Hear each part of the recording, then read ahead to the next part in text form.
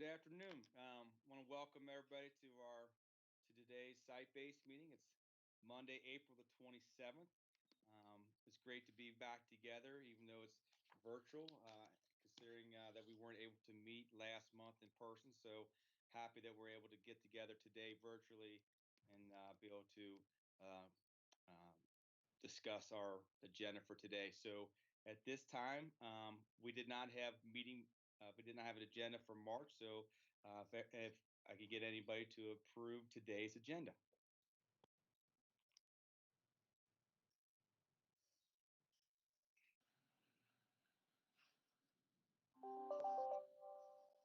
I'll make a motion to approve the agenda.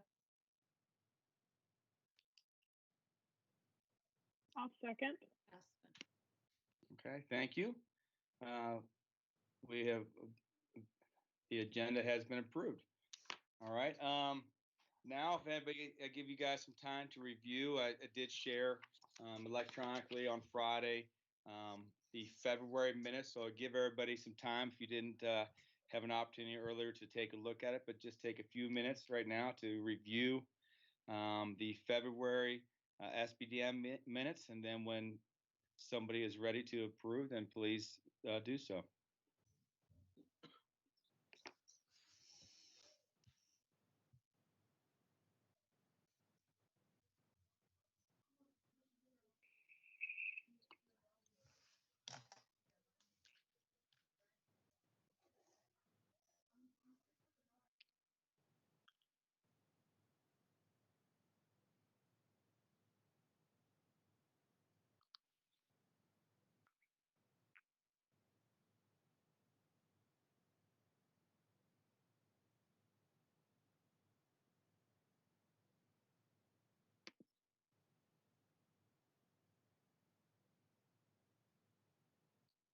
Quick question. Under new business, bullet C, the last sentence, is that supposed to be, say, post a template of schedule? Yes, that should read post the template of schedule. Okay. I wasn't sure if that was what we were intending there.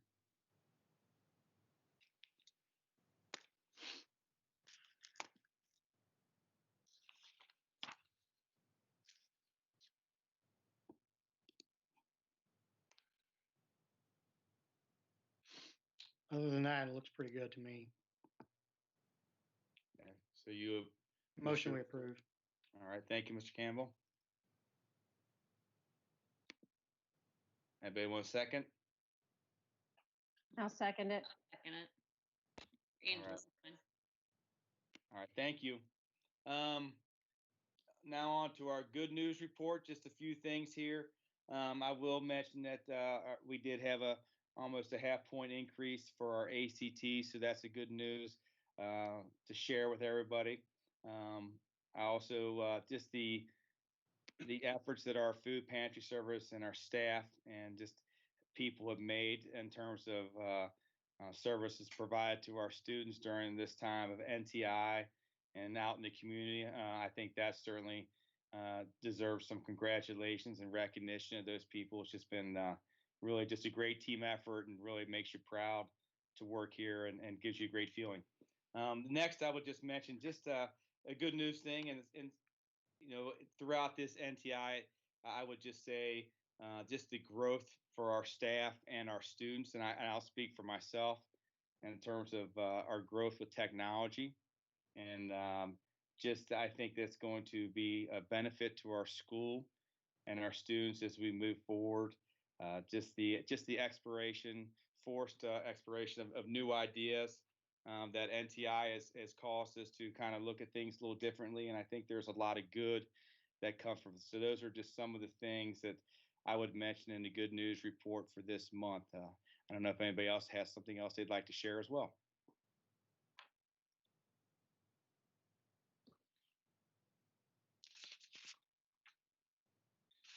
I guess I hogged all the good news. Okay, so we'll go ahead and we'll move forward to that. All right. Our next is public comment.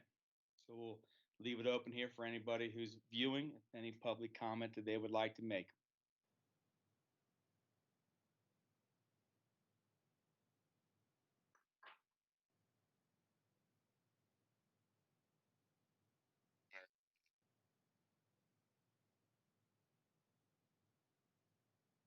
Okay, well, thank you. Thank you, Mr. Woods. We'll go ahead and move forward then. Next is our student achievement report data. Tonight since we missed our March meeting, we have 4 departments that will be reporting. We have the English, science, social studies, and our practical living. So, Mr. Campbell, I don't know if you want to go ahead and share that yourself, or anything you want to mention there as a department head for social studies. Yeah, thank you.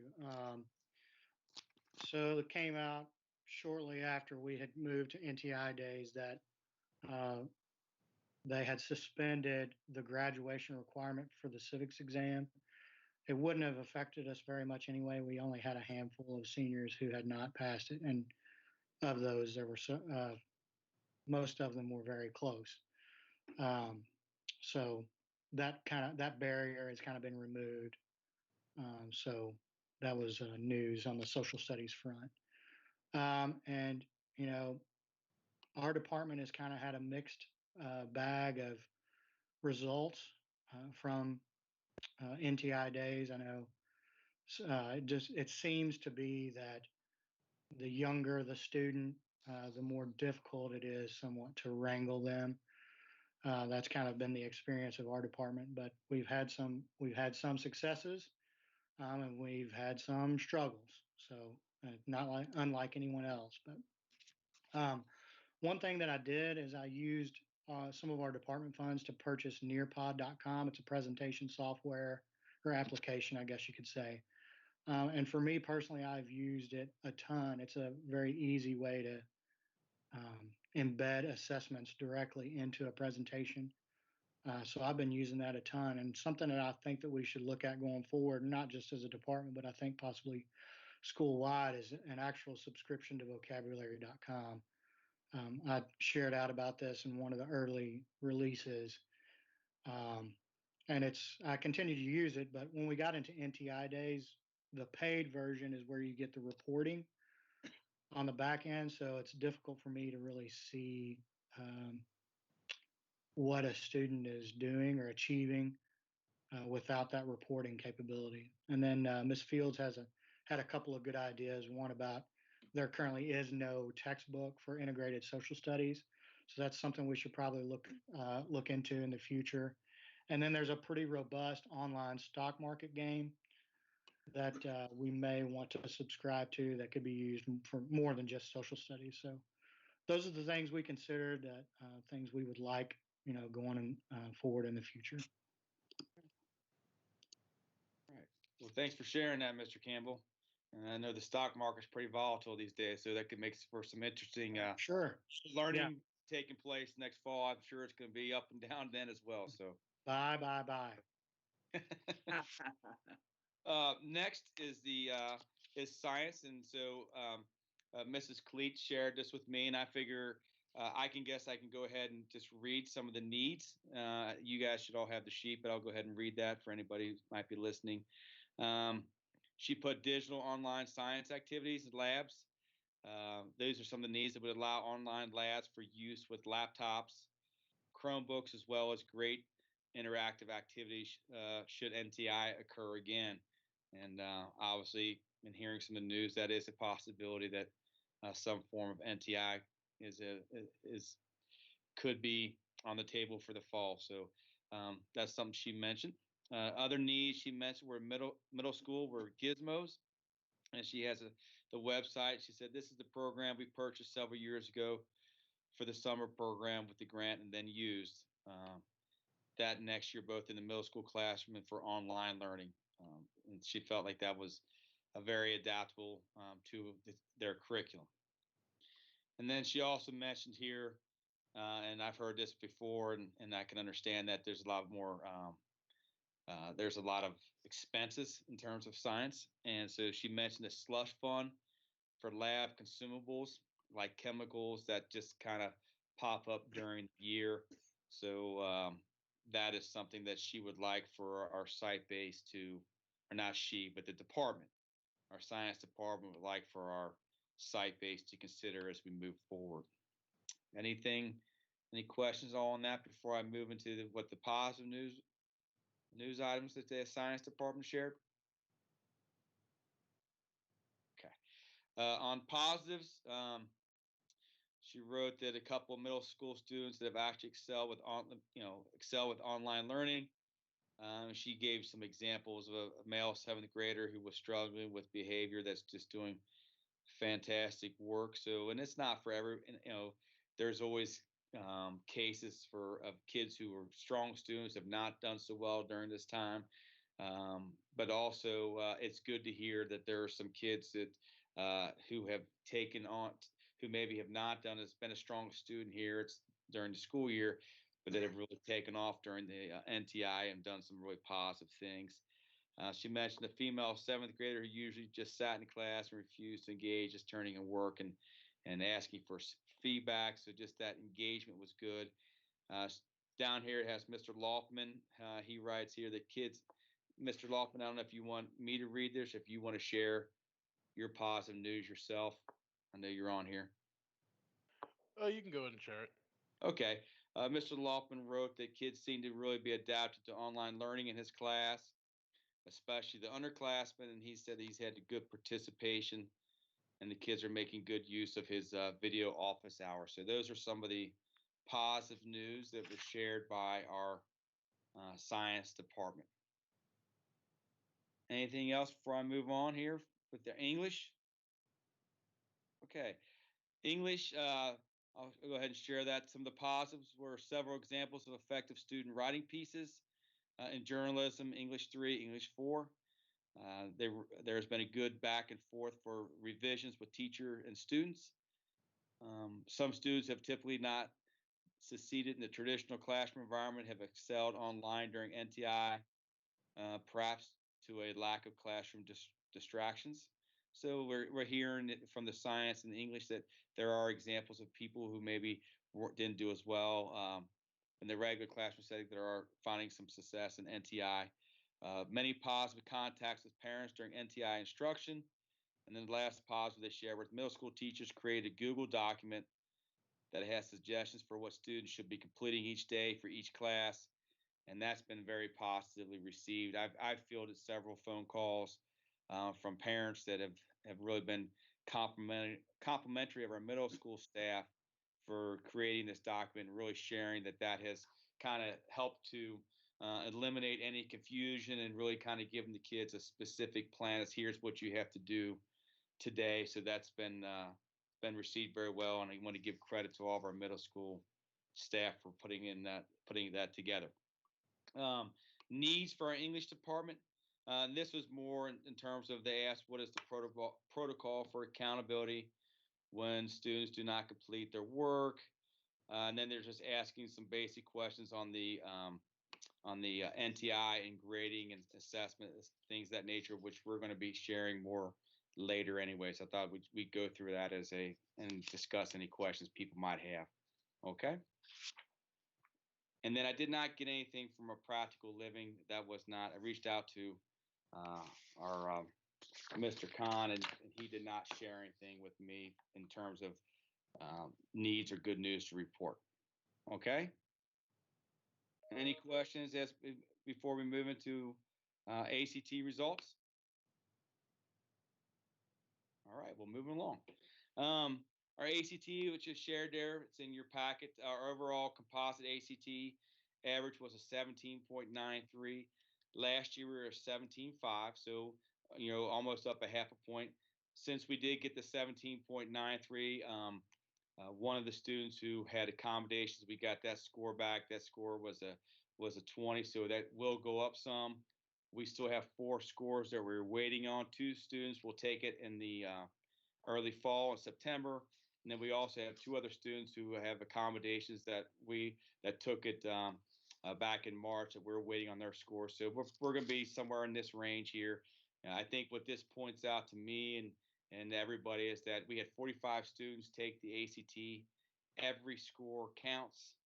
Every point counts. And it's so important for each student to, if we get one low score, or 2 or 3, it's very difficult for us to overcome that, especially if we don't have scores where students are getting in the 30s to kind of counterbalance that. But it just the thing that came away to me was the fact that just reinforced how important every kid here is and how on every point.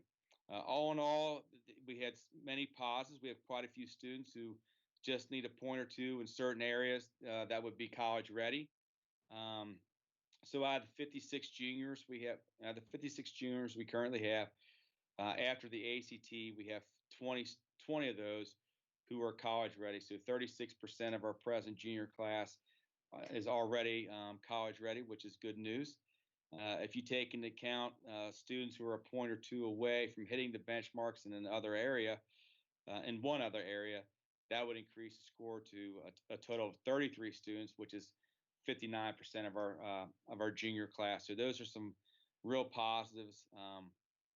Most of those 13 extra students are missing one benchmark just to identify is it the highest, and this is not surprising to us, is this in math, and that's our greatest area for growth, and so trying to help our students to improve their scores there and to reach those benchmarks would go a long way toward even a greater amount of our students being college ready. All right. Anything there? Any comments at all? Or okay. Next, I just shared the honor roll with everybody from our third quarter. Just a couple. I'll just point out a couple highlights. Our seventh grades, we had. If you look at the shared document, we had 2 more students who reached honor roll in the third quarter as compared to the second quarter, which is a positive. We remained the same on the super honor for 7th grade. We were still 5 students in the 7th grade who hit super honor. So our third quarter, second quarter remained the same. In terms of our 8th grade, we had 2 more students in the third quarter reach honor roll. So we went from 16 in the third quarter. We were 14 in the second quarter. We also remained the same for super honor roll from the third and second quarters for the 8th grade.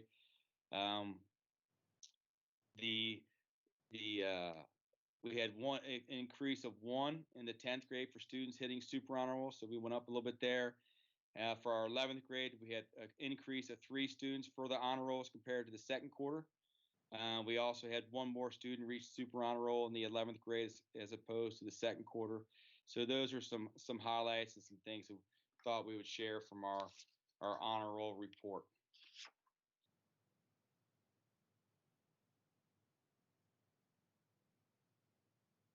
Any comments at all from there? So is the first number in the parentheses, is that the second quarter? Or is it the first quarter? The first number in the parentheses is the second quarter. The second number is the first quarter. Okay. I think I'm going to present that a little differently in the future. I'm just looking at I think I could be more clear.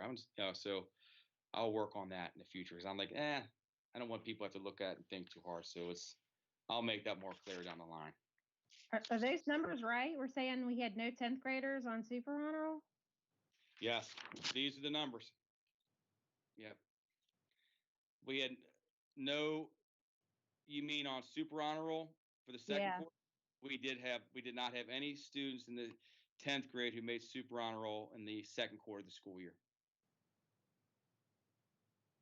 I have a child who did. Well, then. That's why I'm asking. Then I thought we were correct, but I stand corrected. So okay. That's good news. Oh, it may be a reporting error too. That's why I'm just asking. It may be. So sorry I didn't get that in there.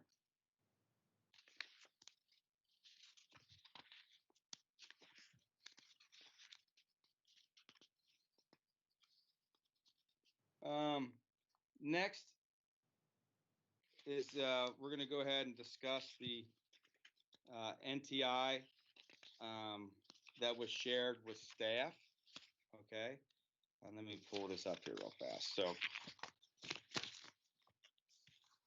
I just shared this document, and this has been communicated several different ways. We communicated through our Infinite Campus email. This was also shared on a video for students that was sent out And then also we put this on our Facebook page. So just really trying to reach all of our stakeholders as much as possible, and letting our students and parents know exactly how we would be the NTI. So I'll just go ahead and you guys have the document in front of you. I know we've discussed this together. Several of us have, and PLCs and what have you. But if there's any questions or comments, this would be the time.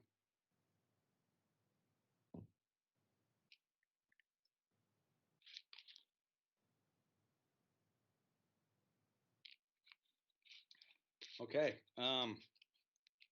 One thing. Let's see. All right. Thank you. All right. So next, we're going to go ahead and move along then to our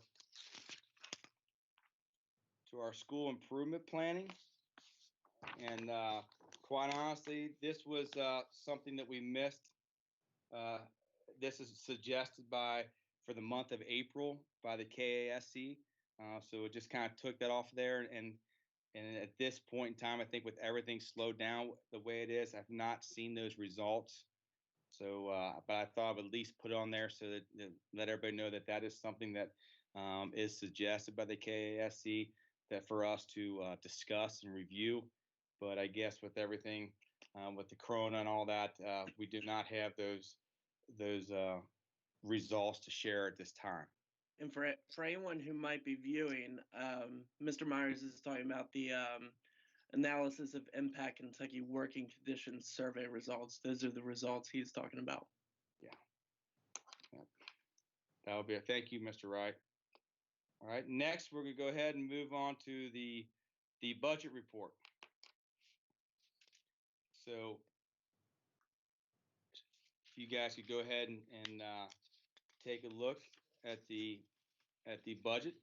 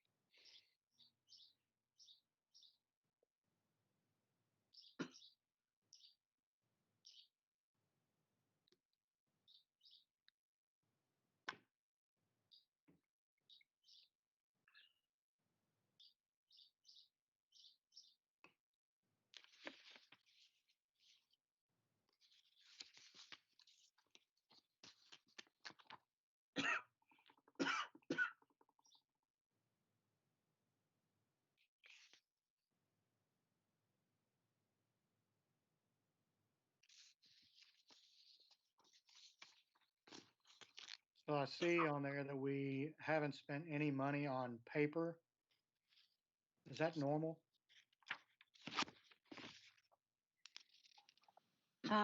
Yeah, we usually do that at the end of the budget, don't we?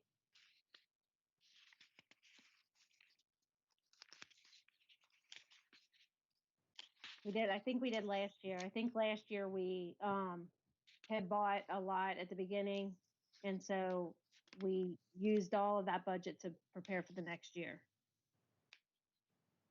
Miss Brandenburg will buy it. Yeah, generally, we do a big paper purchase at the end.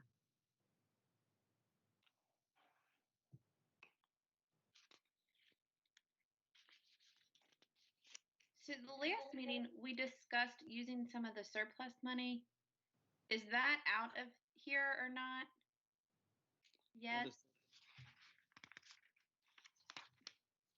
I saw where we bought the laminator stuff. Or we were supplies. just looking,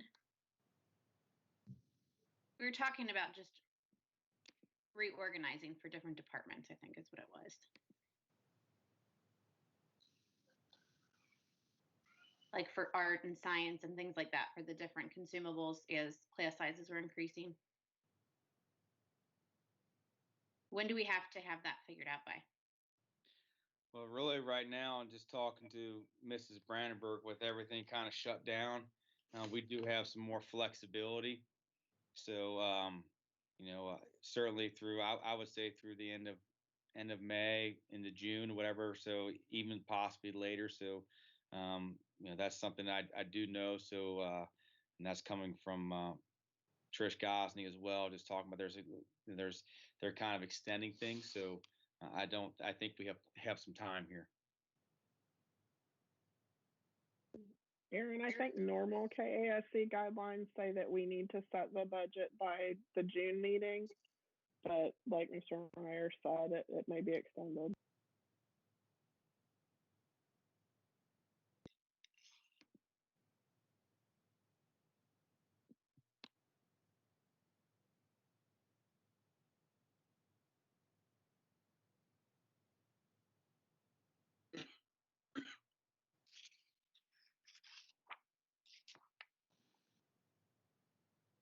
Any other comments on the budget here at all? What is being done with the senior trip money? That's extra money that that the site base can decide how they want to use those funds. That's money that has not been used. Now, if you want to carry it over to next year, if they have a trip or what have you, but that is money that's not been used this year because there's no senior trip. Can it be used for the seniors or something for the seniors? That would be up to site base and how you want to use the funds. This report says it's been spent. Has it in the spent column?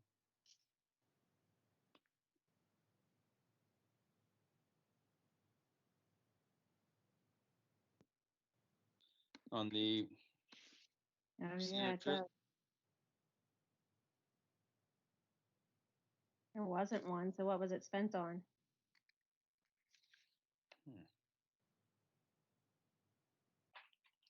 good question.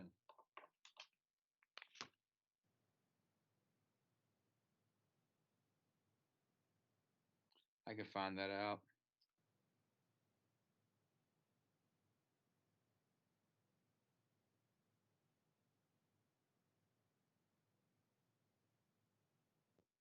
I don't see it listed on the itemized purchase orders anywhere.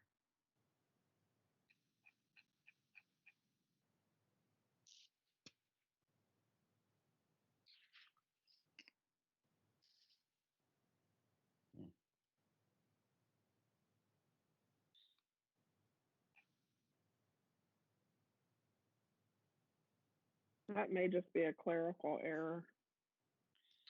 Yeah, and Potentially. so on the itemized, it says senior trip DHS from December 10th. Yep. I'm just curious if perhaps that was some sort of a deposit.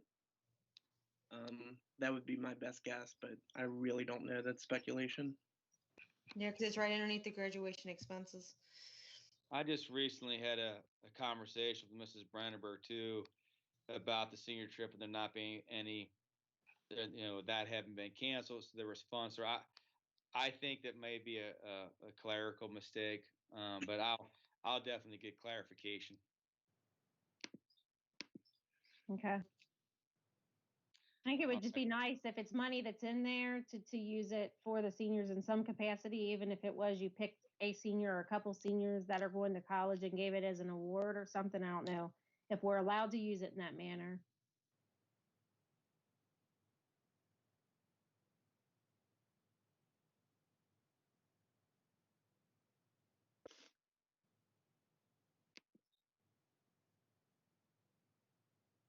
Okay. It's a good thought there, Angela, and definitely something worth checking into. Okay. Any other questions on this budget before we look at the allocations?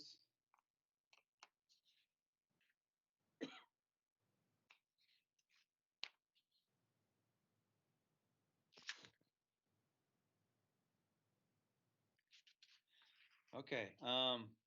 You guys want to take some time to look at our proposed 2020, 2021, the budget there? for just the development of the budget. Obviously, it's not anything. It's just you'll look there. It says at the top, Dayton High School allowable budget codes, and then it has a 2020, 2021. And if you guys could take some time to take a look at that.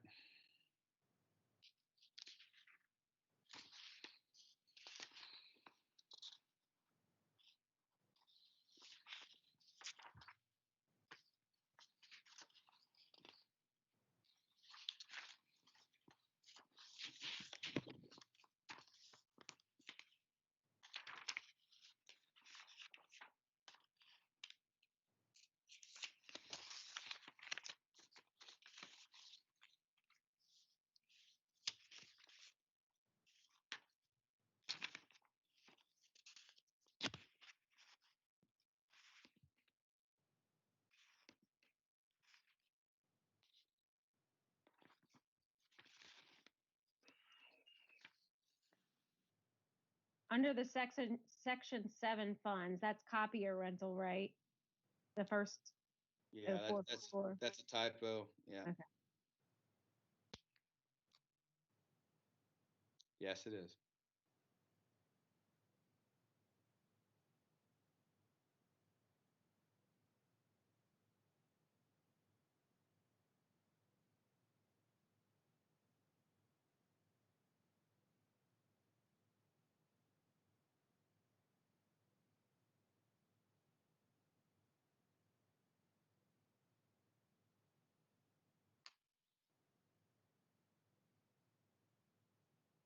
So there was a request just recently on textbooks.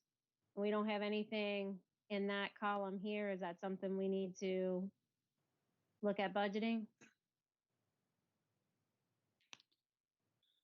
That could definitely be something we can suggest. That's what this is for. Yeah. So if that's something that site-based feels that they want to potentially allocate some funds for next year's budget, then that's what we can go ahead and make that. We can go ahead and do that.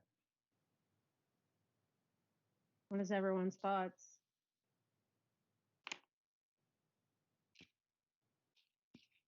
Well, I mean, I was the one who mentioned the textbooks, and I mean, as of now, they're, for that one integrated social studies class, which all students have to take, there is no textbook that we're using. We're finding all of our resources digitally. So I think we need to look into it. I think it does make a difference and help. And I wonder how many other departments would be interested in that. And is it something that maybe we make I'm assuming this probably started with just kind of a copy and paste from last year to get us started. Right. Where if we can, and I know we have a bigger allotment this year, but or more allocations, but if we would almost keep a set amount in that column and then target different departments, because I guess math, it's been about 7 years, which is fine. But like social studies, how long has it been since you've all gotten new books or any kind of curriculum? If we can build this column, we can make it something that revolves and hits each department, so that way we can be current. well, I mean, we bought textbooks last year, but it was all out of department funds for the U.S. history classes. And I think that's kind of silly that it had to come out of department funds. I feel like that's something we should be definitely helping out with. I agree. I like that idea of having it in there. That way we can budget for it annually and circulate which department we would be able to accommodate some additional textbooks for each year. Mm-hmm. So you're wanting to budget how much for textbooks, and you want to, where is that are those funds going to come from based upon this budget, so I can write some notes here? You just get some of your thoughts and ideas of how you'd like to proceed with that. Well, I'm curious with the 18,000 in general supplies. I'm curious, how much did we spend last year on general supplies? Was that just kind of like the extra fund where what didn't already have a number got put, or do we need $20,000 in general supplies? Also, we would need to look at quotes and see how much we're looking at to get class sets of books. Is it, is the general supplies, is that what we divide up between the departments?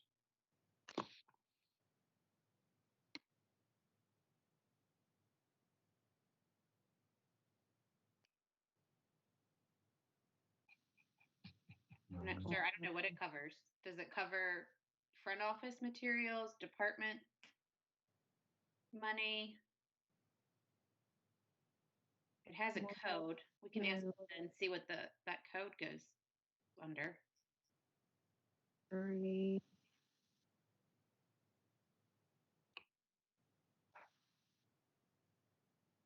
That's just where the biggest amount of money is. I think we need to dive into that and figure out how it was used last year.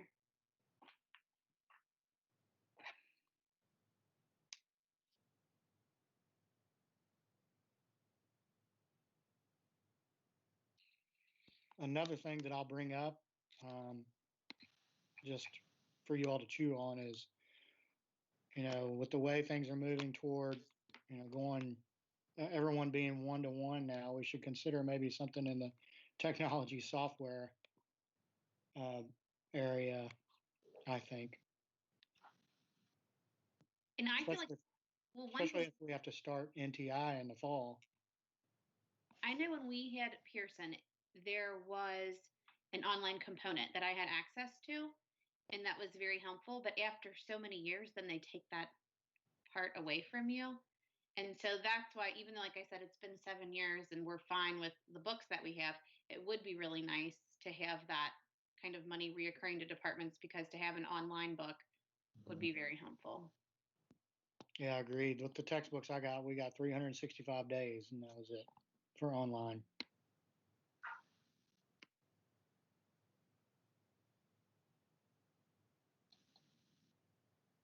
Are we able to continue that online access with the textbooks that we have for like an additional charge, or does it just go away? Say that again, Mrs. Bushley. I couldn't. I'm sorry, my computer keeps freezing up. I'm having a lot of trouble staying in the meeting. I was curious, the online component for the 6 or 7 year old textbooks that you guys have, can we extend that if we pay a fee, or does it just drop off completely no matter what? I'm not sure for math. I remember when it went out, because it was like right before school started, and I started to freak out and asked Mr. Wolf about it. But it, I guess we were just contracted so long. So the online part was more of a value added at that time that came with the book series. So we got the hardback books, we got the workbooks, and the online component. And it was, I didn't realize at the time, because I think it was my first year when we started that. So I just kind of knew it to always be there, and then it disappeared. But I would think that by now you could probably get even just the online version instead of having the hardbacks to go with it, and possibly at a cheaper price too. I think you said we have to like June to kind of break this down a little bit more and maybe get some quotes in. Yeah, there's some time. Yeah. There's definitely some time. Time's on your side here right now. So one of the benefits of this, what's transpired, is I think you're going to have some time now to kind of look into this and make some decisions. Mr. Campbell, was that one class set, or how many would? So the textbook that I bought actually covered both U.S. Survey and U.S. History. So I got, essentially, it would have been 2 class sets. And the online code that came with it, to get it renewed, kind of talked to Ms. Bushley about this, to get it renewed, you basically had to buy the book again. The books weren't terribly expensive. They were paperback, but to get the code renewed, you had to essentially buy the book again for another year.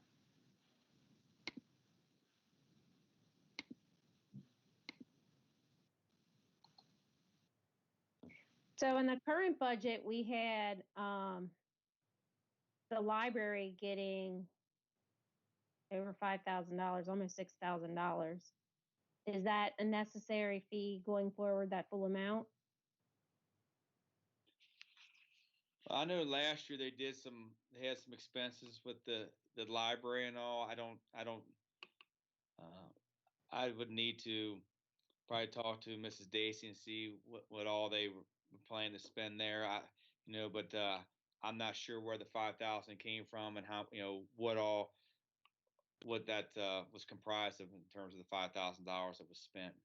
I'm going to say it's all needed because if you look above, they were allocated 5,800 over the year and have spent 5,799 and 97 cents. So there was only 3 cents remaining of that. Yeah, but was that a one-time fee though, like something that they did one time, or? Well, I know we get books every year. The cool laminator, isn't that came out of the library budget this time, didn't it? Mm-hmm. The cold laminator came free with the 3D printers that we purchased last year. Okay. I remember, then did we buy laminate out of library funds? I felt like something. At the beginning of the year, we bought a roll of cold lamination for that free machine that we had gotten as a bonus. And she actually just emailed the other day and said that ran out right before we left. So at some point, they were going to try to present and see if they could get another roll of lamination. But I'm pretty sure that this year, part of the expense was they had some new software required for STLP. And I think there was some setup for that initially, but I'm not sure if any of those licenses, need to be constantly renewed or what the expense is going to be on that. We'd have to ask her.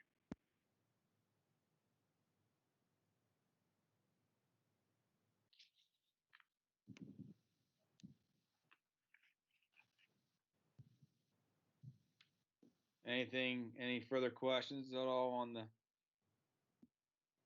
looking at the potential 2021 budget?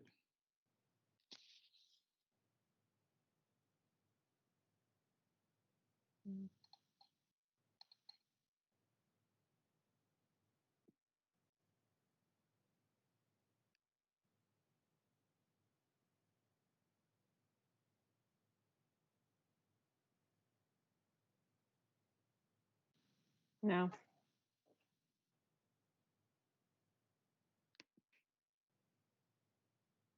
Ms. Getz, anything at all? No, not outside of what we were discussing. I think Ms. Gonzalez, said you're okay with Ms. Gonzalez? Yeah, I'm okay. Okay, what about Ms. Sparks? I'm good. You're good, Mr. Good. Campbell? Anything Yeah, we else? just need to, do a little more research on, figure out what's going where and everything. So look into the general supplies, the $18,000 there, and we'll look at some textbooks. Anything else you want me to inquire about there? Just the library fees, the library costs.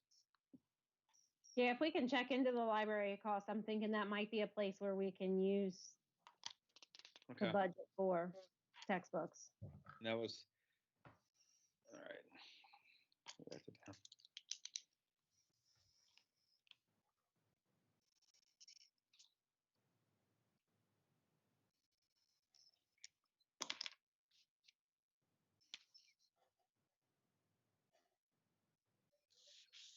Okay, we'll do. The next thing in there was this is just the 2020-2021 Dayton Middle and High School SBDM budget. The sections, this right here, the section 6. Everybody see that? Mm-hmm. All right, that's just what I'm looking at, just the section 6 allocation. And then it breaks it down and give you a minute or two or a couple minutes, whatever you need in terms of review that and ask any questions at all or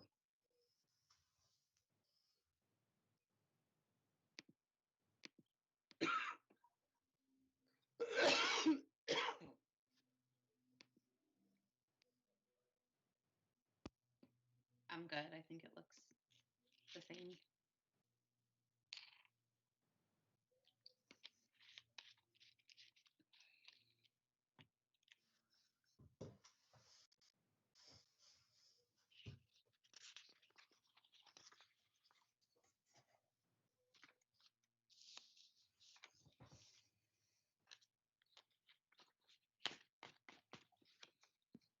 I'm good. You're good. Anybody want me to take some time at all before we move forward? Glad to wait if need be. Okay. All right, that covers the budget report. Next here, for the bylaw or policy review, it might jump around here a little bit.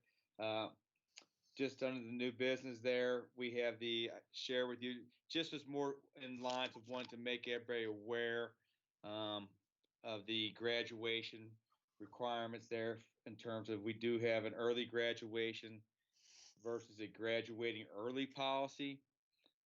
That was already written into our board policy, so I thought I would was recommended to share that with everybody. So I thought it's been shared, and I'll have you guys have a chance to review that and take a look. That was just more to make sure everybody is aware that this policy does exist for Dayton High School.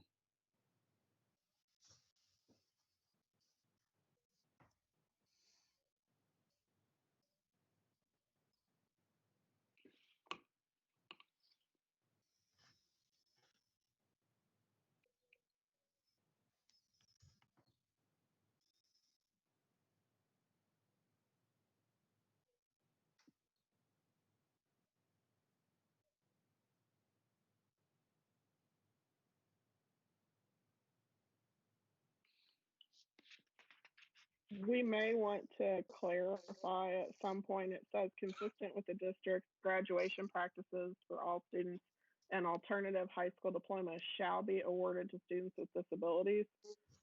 We might want to change shall to may, because it depends on the course of study. If they're not on an alternate diploma track, that kind of makes it sound like all students with a disability will get a different diploma, and that's only students who are on the alternate diploma track. Okay. So in the second to last paragraph there, Mrs. Bushley?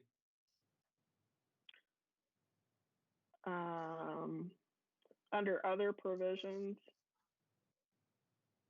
it says consistent with district's graduation policies for all students. Okay. Where it says page 8 of 9 at the bottom, it's like the second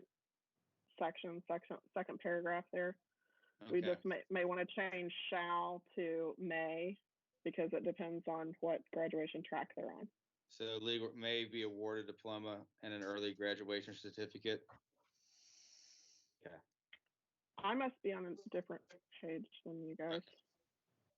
Are we on policy 08.113 graduation requirements? Yes. Under other provisions, right at the top there, it says consistent with the district's graduation practices for all students, an alternative high school diploma shall be awarded to students with disabilities. I just think it should be may be awarded, because it depends on if that student with a disability is on regular diploma track or alternate diploma track. Okay.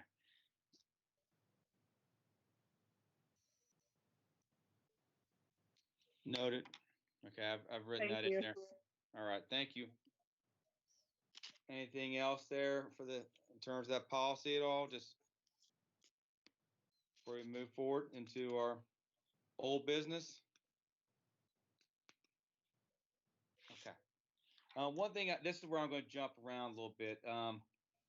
Not really jump around, but I probably should have done this earlier, so I apologize to the members of our grade policy committee. They've been waiting a long time, so I figure I'll give them an opportunity to talk about their suggestions that they wanted to bring to our SBDM, and then I figure we can go back and look at the bylaws, pages 8 through 10, and cover that, so that they can, if they choose to stay, certainly they're welcome, but if they want to exit after sharing that, that would be more than fine as well. So I'm going to go ahead and let Mr. Wright, as he chaired the committee, I'll let him start, and then we'll hear from the members of the committee that have joined us tonight. All right, so for the past few months, a group of teachers consisting of Mr. Loftman, Ms. Kors, Mr. Bird, Mr. Workman, Ms. Fields, Mr. Pollock, hopefully I didn't miss anyone there. 6 total teachers worked on reviewing the grading policies and came up with a list of suggestions that they would like to advocate for site-based examining. I will let them speak more to the specifics of the suggestions that they made, but I believe those are the last 2 pages of your packet.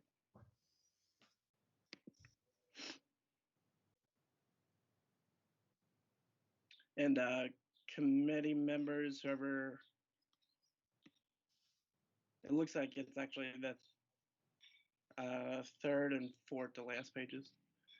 Committee members, if you want to walk through that document that you had shared with me, I've shared that with the site base.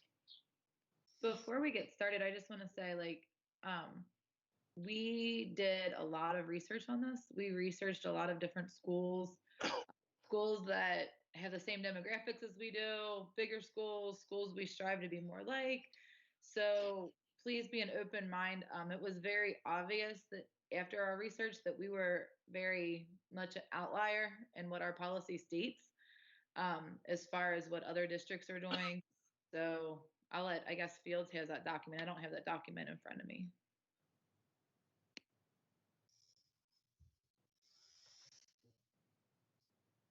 One second, I gotta pull it up.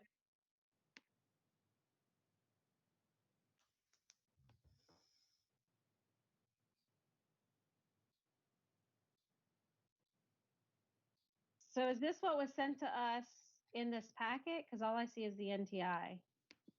Yes, it's the 3rd and 4th to last. It's page 19.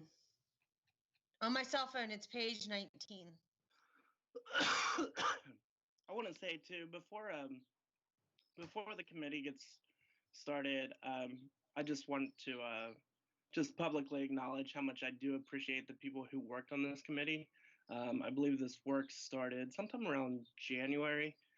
So the committee has worked for a really long time and been diligent and tried to keep an open mind and discussions with each other. So publicly to the 6 teachers that were on that committee, thank you guys for working so hard.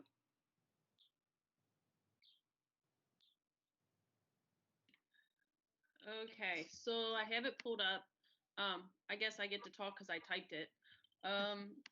So the first part of it, we tried to prioritize what we're seeing in the classroom and across the board as maybe some concerns. And number 1 being the way that things are the weighting system, I guess, or the way that things are formulated in the grade book. So our first concern was how can we start to address midterms and finals so that students are taking them a little bit more serious. What we found is that because they weigh right now the same amount as a regular summative, it's very hard to say that they should be or they could be cumulative because it weighs the same as a unit test. So we just made a few bullet points there, talking specifically about just midterm finals, that they should be cumulative, and that if it's a semester class, that the instructor of the semester class could decide how they do that, whether it covers both semesters or if it just covers 1 quarter. And that was an exception because that's only your resource classes and your rotation classes. Let's see what else.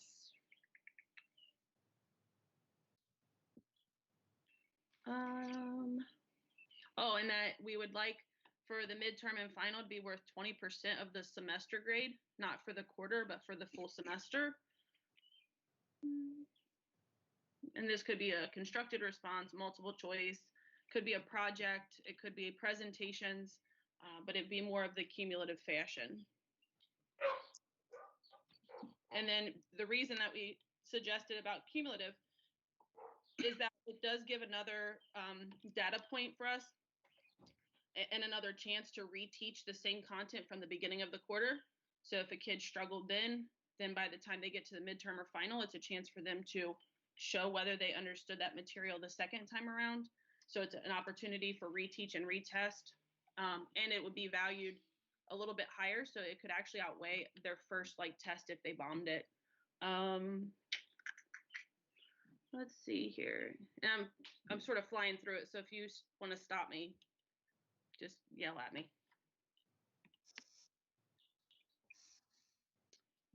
The second thing we saw as a priority, and I'll let Matt Bird speak on behalf of this just because it deals with numbers and I'm a history person, was looking at readjusting how we score our formative and summative assessments. So right now we're at 70, 30, but in reality, it would be probably more beneficial to be a 60-40, especially if you take away the other 10% to add towards your 20% midterm and finals. And then I'll let Matt explain what that looks like. Okay, so like she said, currently we are 70% summative and 30% formative for each term and for each semester, just all across the board. But by taking it and switching to 60-40 in the term itself, and then also having that 20% summative midterm, we on the front end, when the work's being done in the quarter, when the content is new and delivered, and we want that immediate, helpful feedback, the formative weighs a little bit more. But in the grand scheme of things, with it weighted this way, we would end up having 68% of the grade for the semester would be summative, 32% would be formative. So we would stay very, very close to that 70-30 split in the big picture. But within the term, when the teaching's happening, when that immediate feedback matters, formative has a bigger bite of the grade, if that makes sense. So in the grand scheme of things, we're only changing it by about 2%, but when the learning's happening, it's giving it a little bit more importance.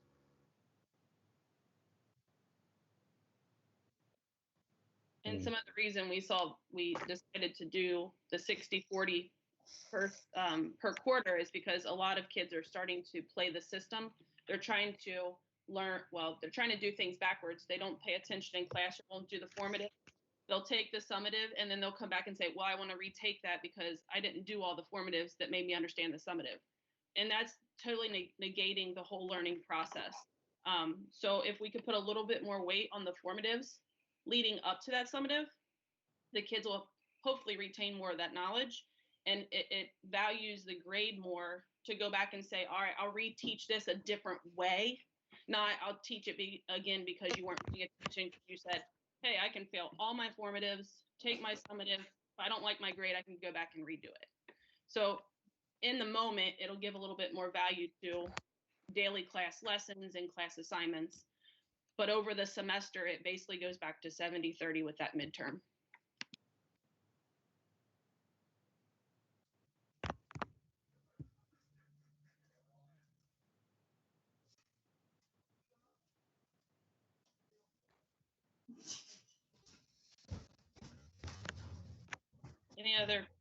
Any questions about the second bullet or the second section of formative summative assessments? All right, I'll keep on trucking. Oh yeah, Matt, you're on this one too. It's numbers. Go ahead, buddy. Sorry. So on the gradebook setup. Yeah. So what we talked about is currently every single assignment, every test, every quiz, every bell ringer, every 3-day project goes in as a 100-point assignment. And so there's kind of some conflict there where I do a bell ringer and we spend maybe a total of 20 or 30 minutes on it a week across every day. That weighs as much as potentially a quiz over 3 or 4 days worth of knowledge because we have to grade everything 100%. And so we were hoping to allow teachers the ability to go back and give assignments different points. Maybe bell ringer is a 10-point assignment where a quiz or a multi-day project or it's a multi-day lesson that takes more than 2 days to teach. That assignment would be allowed to be 20 points or 30 points, whatever makes sense to that teacher. Because what happens is the way it is now, I'll have kids that'll go back and rather than make up a quiz or that harder assignment, they cherry pick and they want to redo all their bell ringers because those are the easy assignments. And they weigh just the same as those more complicated, those more in-depth assignments. So that's why we suggested switching from points or to individual points instead of just 100% across the board on the assignments themselves.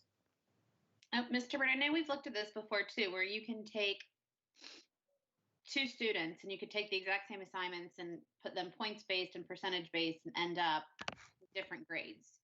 And do you worry about the subjectivity that goes along with that?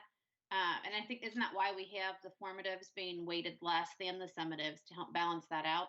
Because it doesn't leave grades to be consistent across the school when each teacher's kind of picking, all right, well, if I'm going to do points and do this in this class, but then it's a percentage in this class.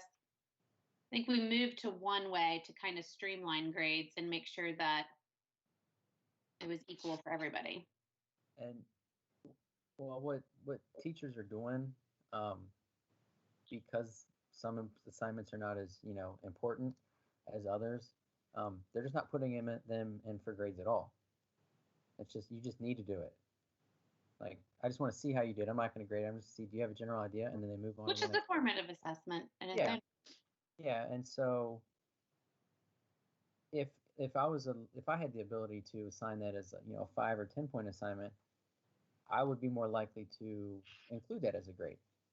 Versus if it's a quick check, a 1 question exit slip out the door, that might just be for me to form my knowledge for the next day. And I don't think that warrants that 100-point grade that's going to, have the same weight against the quiz I plan to give at the end of the week. So right now, the subjectivity that you're trying, that the policy is trying to navigate around, it's still happening.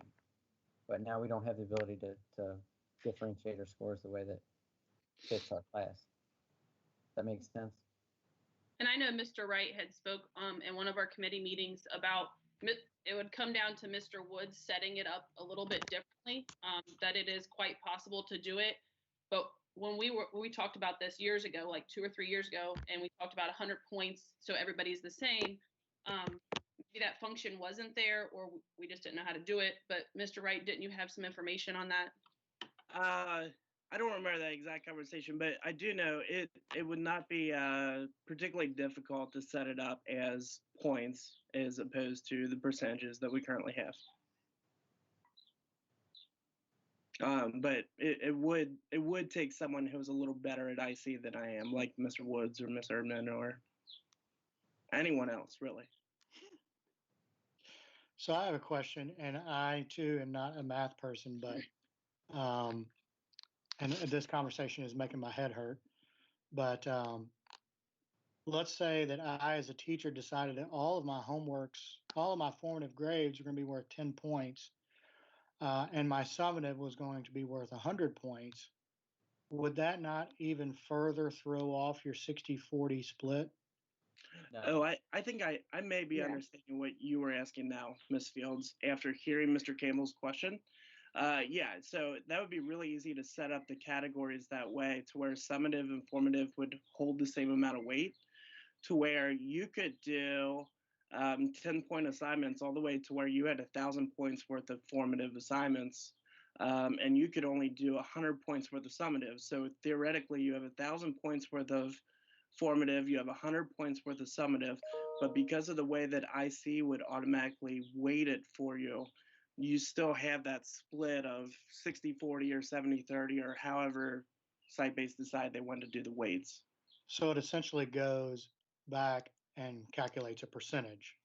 Mm-hmm. Right. So really what the conversation is now is allowing for more differentiation between how you grade formative versus formative and how you grade summative versus summative, because part of this conversation has been like a bell ringer. Theoretically, a teacher might want to have worth 5 points where a quiz would be worth 50, even though they're both formative, acknowledging that that quiz is much more important than that bell ringer. I have been a teacher who in the past has done a similar thing with summatives. Potentially a project that we really spend a long time on could carry a different amount of weight than, say, an essay that was something that we did over the course of 90 minutes. And the project, for instance, we're assessing 4 different standards. Not that that's best practice to do 4 standards at once, but 4 standards. I might want to give that 200 points worth of weight, where a normal essay I might want to give 100 points of weight, even though those are both summatives.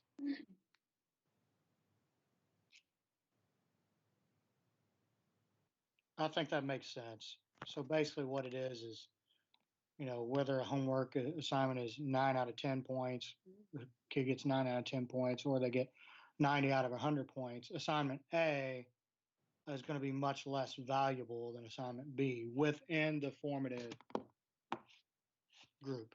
Does Okay. it make any sense to have the 60-40 then if you're already weighting it by how many points?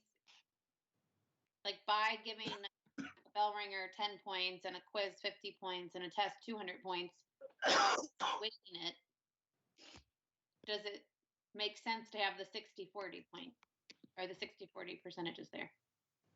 The 60-40 is really to incentivize doing your formatives immediately and not waiting for things like eligibility, and it shows up in that term. And then if the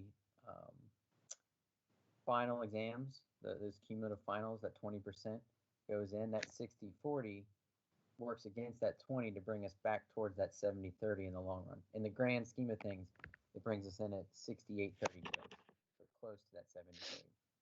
If we left it how it was, it would change. It would skew that more towards formative.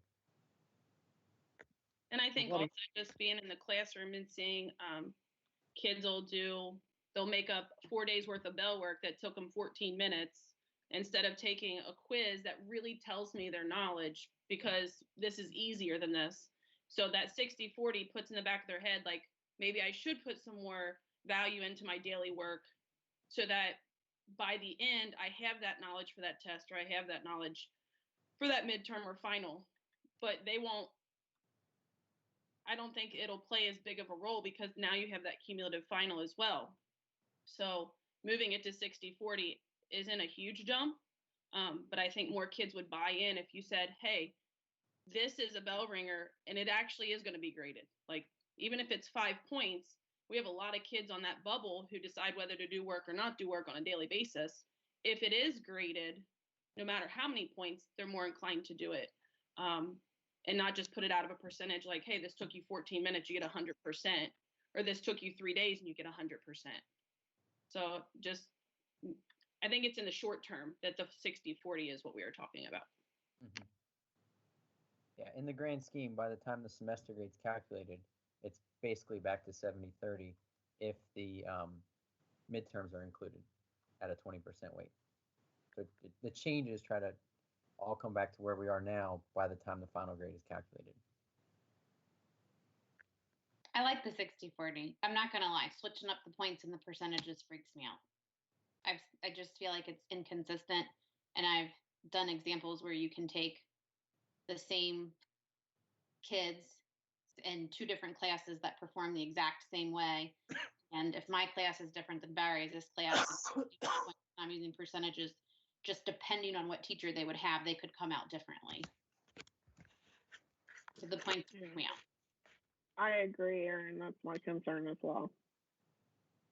And originally, when we had more teacher autonomy and flexibility in this, there was a lot of difference that was even more subjective than normal classroom grading.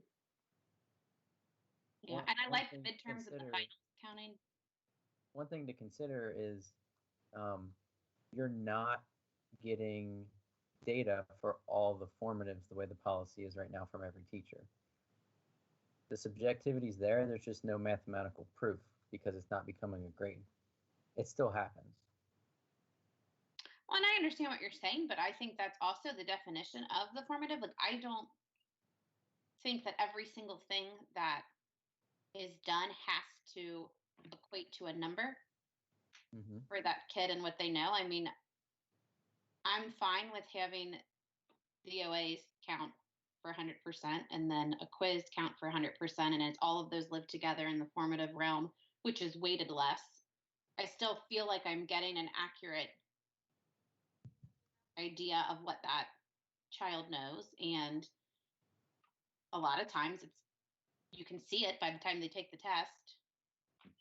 Also, I don't notice a pattern where I'm getting like hundreds on my formatives and then a 60 on a test, if that makes sense.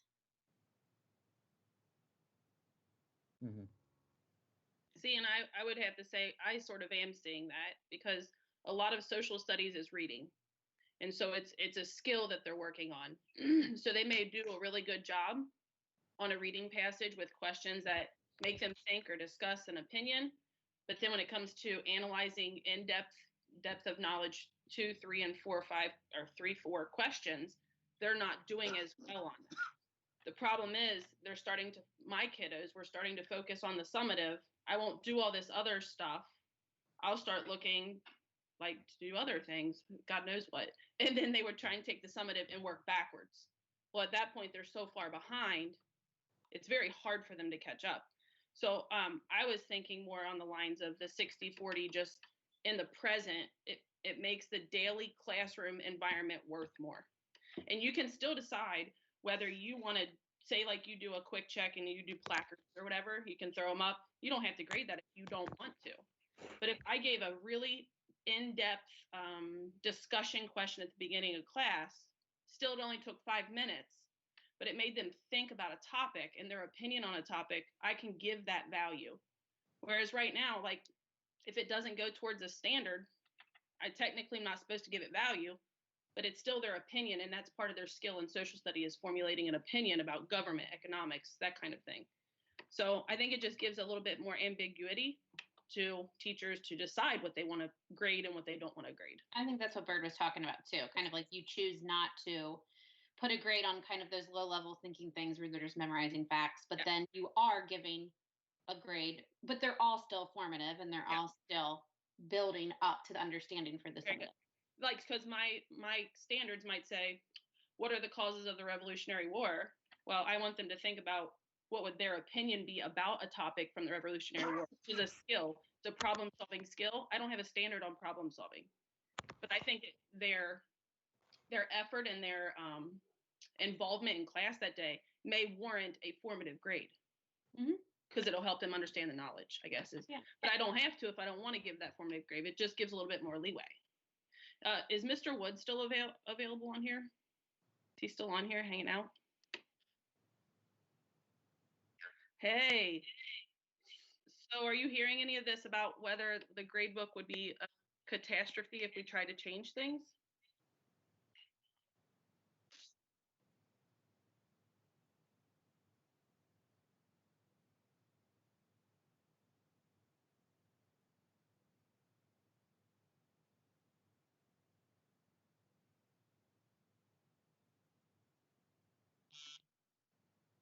Okay, so you weren't hearing any huge issues with what we were discussing. Okay. And do you want to? No? Okay, I'll keep going. All right, then after grade book, and again, we can go into further conversation about that as well. The managing student work, we checked with all local schools. Hey, Beth. Hey, what? You missed the part about the honors courses. I was just about to jump in there. Oh, go ahead. Go. Cores, jump in there. Anybody. I'm good with it. So with the honors courses, I can speak to this because I was kind of there when this started, and I've watched it kind of evolve over time.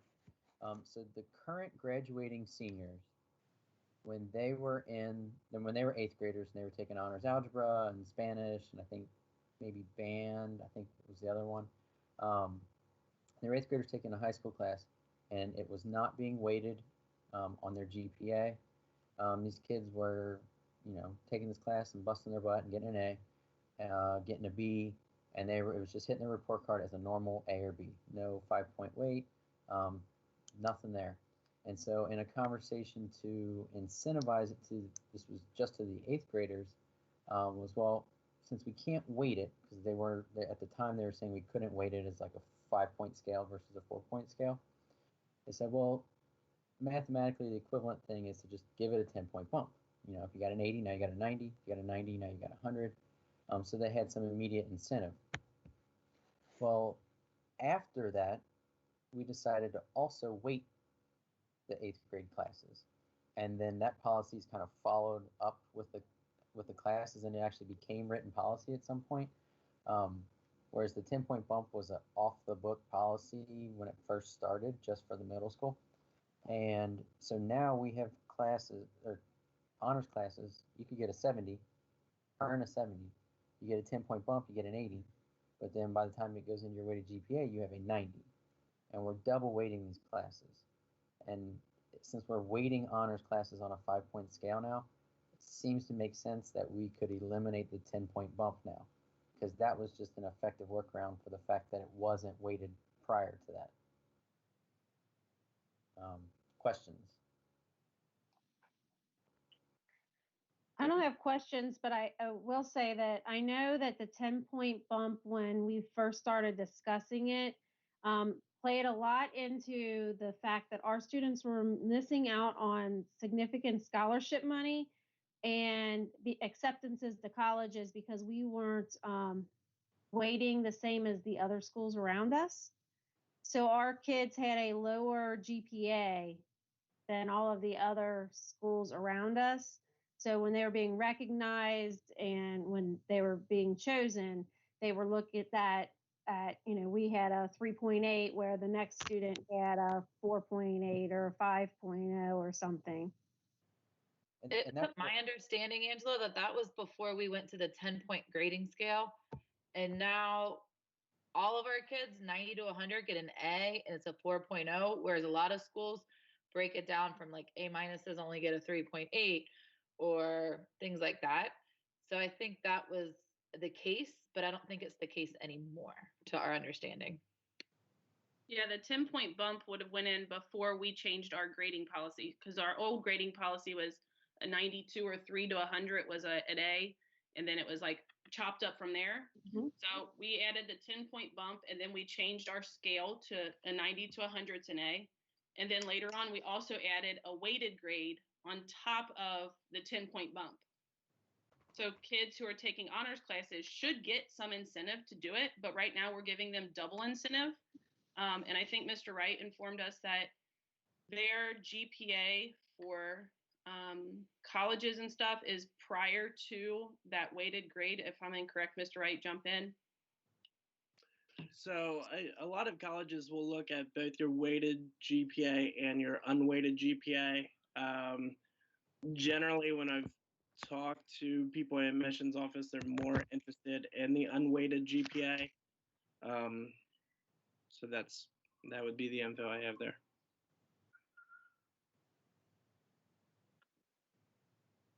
My understanding was that originally, when we did go back and weight the GPAs, it was because the advantages of the GPA increase were not seen until kids were going toward college and were competing for scholarships and honors and things like that, which would put us in line with other schools. But the way that our board has recommended that we do things like valedictorian and salutatorian is not to use GPA for that. And we've gone round and round about that for several years. And so the concern is, since we don't do any of our internal honors by GPA, that the kids who are taking the honors courses really weren't getting an incentive other than to be comparable to other schools around when competing for post-secondary things. And that's why that was done originally. And you're speaking on behalf of the weighted part, correct? And I'm just talking about weighting because the 10-point bump was the internal incentive to take the more rigorous, difficult courses that we had classified as honors, because the GPA incentive in most schools, the GPA is used for, you know, academic honors and valedictorian and salutatorian and things like that. And that's not been the recommendation from our board for several years. So because we don't use GPA for things like that, it was just to try to make our kids competitive for post-secondary scholarship money and honors and things like that, because we don't use that really internally here. But the 10-point bump had to do with Keys money also, because the Keys money is based on the grade, not the GPA, correct, Mr. Wright? No, the Keys money is based on GPA. But by adding the 10 points and by giving the bump, you're bumping the GPA essentially. This On a Keys non-weighted GPA, or Keys money is based solely on unweighted GPA. unweighted, right? Unweighted. Right. So So by that's doing what I was doing the bump will increase the unweighted GPA. And that's what I thought. I think the weighted Okay. GPA was kind of like a bow to put on your head. So, okay, it was when they stood up in front of students from all the other high schools. I remember it was like Noelle Brooks, the highest she could get was 4.0, and she was standing on stage with like 10 other kids that were 5s and above. And it looked poorly on her because that was the highest our school gets, but nobody gets a little asterisk saying that. And so that was where the GPA part came in. I thought we instituted the 10-point bump in order to move the unweighted GPA so that there was incentive for those kids to take those classes and get the Keys money. And that's, if I can piggyback on that, that was exactly the conversation as a committee that we covered.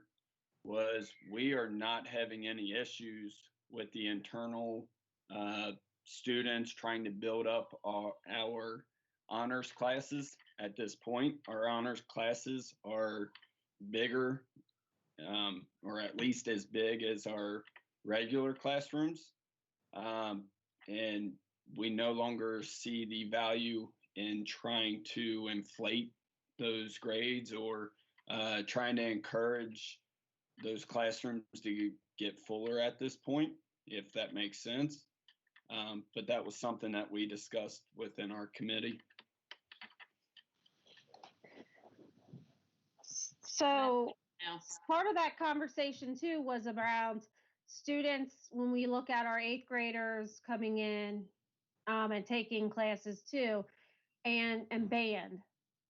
Because if a student takes band versus an honors class, they're more likely to get that 100 or closer to that 100 than they are in that honors class. So it was an incentive to get them to do that versus taking just band or art or something that was an easier grade. Well, and I think what we were trying to say is that right now our 8th graders are willingly pushing themselves. They're internally driven to take those honors classes. A lot of them don't even know that there's a 10-point bump or there's a weight or there's like, they just take it because they're that quick, like they're sharp. So the last 3 years, our honors courses in the middle school have been larger than most of our regular classes. Not all of them, but most of them. So I guess what we're trying to say is, have we changed the culture enough to stop giving the incentive to put, you see what I'm saying? To internally drive the kid to want it instead of saying, I'm going to hold this carrot over your head. They're still getting the weight. So at the end, their GPA is still going to get weighted.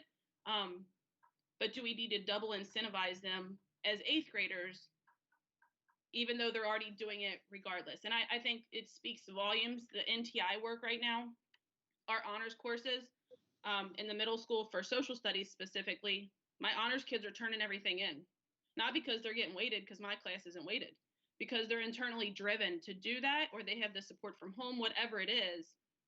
They don't need that incentive. They are doing it on their own. So I guess that was part of it as well.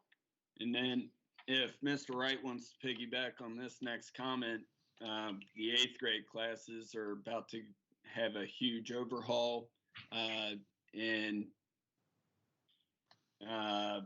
fixing all the issues there with the extra credits that were being offered and thrown at the 8th graders and rotation classes and things like that.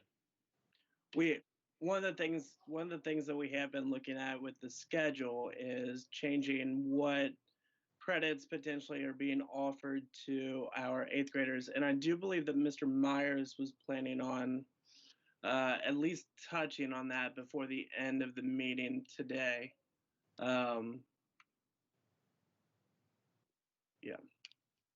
Yeah, it's on the it is on the agenda, and I was just gonna update. It's one of the things we thought we would do this year is to, starting, I don't know, I think we started in January, February, just kind of updating the committee as to where we are in terms of scheduling for next year. So I'll be glad to share what I have. I'll be doing that as part of the agenda for this evening. Good. And I don't want to sound like I don't want the kids to have an incentive to take the honors courses. I just really think in the last 3 years, our culture for our honors courses have changed. And I don't think the incentive is absolutely needed at this point, just because the culture has changed. Kids are actually waiting till the summer, having their parents call and asking to be put in honors classes. So if that's what's happening, we may not need to keep incentivizing them. We can do other things for them in that regard. My question is, if Keys money calculates off of the unweighted GPA, if colleges are most interested in the unweighted GPA, is the only reason we have a weighted GPA is for publicity purposes? Yeah. I mean, it's to make that kid feel equal on stage. And the 10-point bump, and I've talked to Bert about this and seen, how it's counting twice, but the 10-point bump to me seems like the better use, not as an incentive, but as an equalizer. Because if I've got twins, I've got a daughter taking honors geometry, she's working a lot harder, and then somebody, my other kid's just taking regular geometry and doing fine as a regular student and getting an A, but my kid in honors geometry is taking harder and getting a B. Now we're talking about that Keys money. I think the 10-point bump was to be an equalizer, not as an incentive per se. I'm fine with that. I'm just curious, is the weighted GPA really necessary? If we have a kid who gets some sort of an award, can we just not give them a weighted GPA for the announcement? I don't understand why there's all these weighted GPAs anyway. Isn't Campbell County like something stupid high? Like, yeah, I mean, Campbell County and Erlanger are both weighting at like 6.0 and 7.0, and it just keeps going up and up and up. And it was just when we have multi-districts together for regional different awards, even sports banquets. Sometimes if you're like at a regional sports banquet, they'll announce, the student athletes GPA and things. And because we didn't have weighting, even though the weighting doesn't really affect anything that we do at our particular individual school, it was making the kids feel like they weren't doing as well, even though they had the same grades. Really, their GPA looked lower when they read off their GPA at the regional things, because we don't offer 5.0, 6.0, 7.0, and schools just keep pushing them out there higher and higher. It was just an attempt to help our kids feel some pride, even though it doesn't really affect anything that they're doing in our district, to try to make it more comparable. So would an answer be to just not do a weighted GPA on honors classes? Could you have a weighted GPA on everything? And maybe this is crazy and we can't, and then if you're getting a 10-point bump, then that basically trumps the weighted GPA. So if I have an 80 in Algebra 1 as an 8th grader, I'm going to get a 90, but it's still a 4.0. Would that be an easy fix to this? That's how this started. In the fall of 2015. That was the easy fix. And it's grown into this double weighting system since then. Even though the weighted GPA really means nothing to anybody except for a program at an awards banquet. Correct. But if a kid's getting awarded, you would think someone at the school would know that. Can't we just weight that kid's GPA for that award bank? It's like if we had a weighted scale, this is what their weighted GPA would be. Yeah, so if a kid's getting recognized at the co-op, or they're getting recognized at the vocational school, or we should know that, somebody in the school system, and tell them what their GPA would look like if it was weighted, so that it saves them pride, but then it doesn't mess with our entire grading system. Yeah. Wasn't it affecting our Val Sal too, or no? No. But if all that, I guess I'm still sorry. No, go ahead. I guess I'm still confused about what the concern is about weighting the GPA. If we don't use it for valedictorian and salutatorian, we don't rate anything on it. I'm confused as to what the concern is about that, since it's mostly just used for external things. It's a misrepresentation of like a student that got a 70, their grade, whether it's internal or external. It gives a perception that they earned an A. It's inaccurate. Like mathematically, it drives me crazy.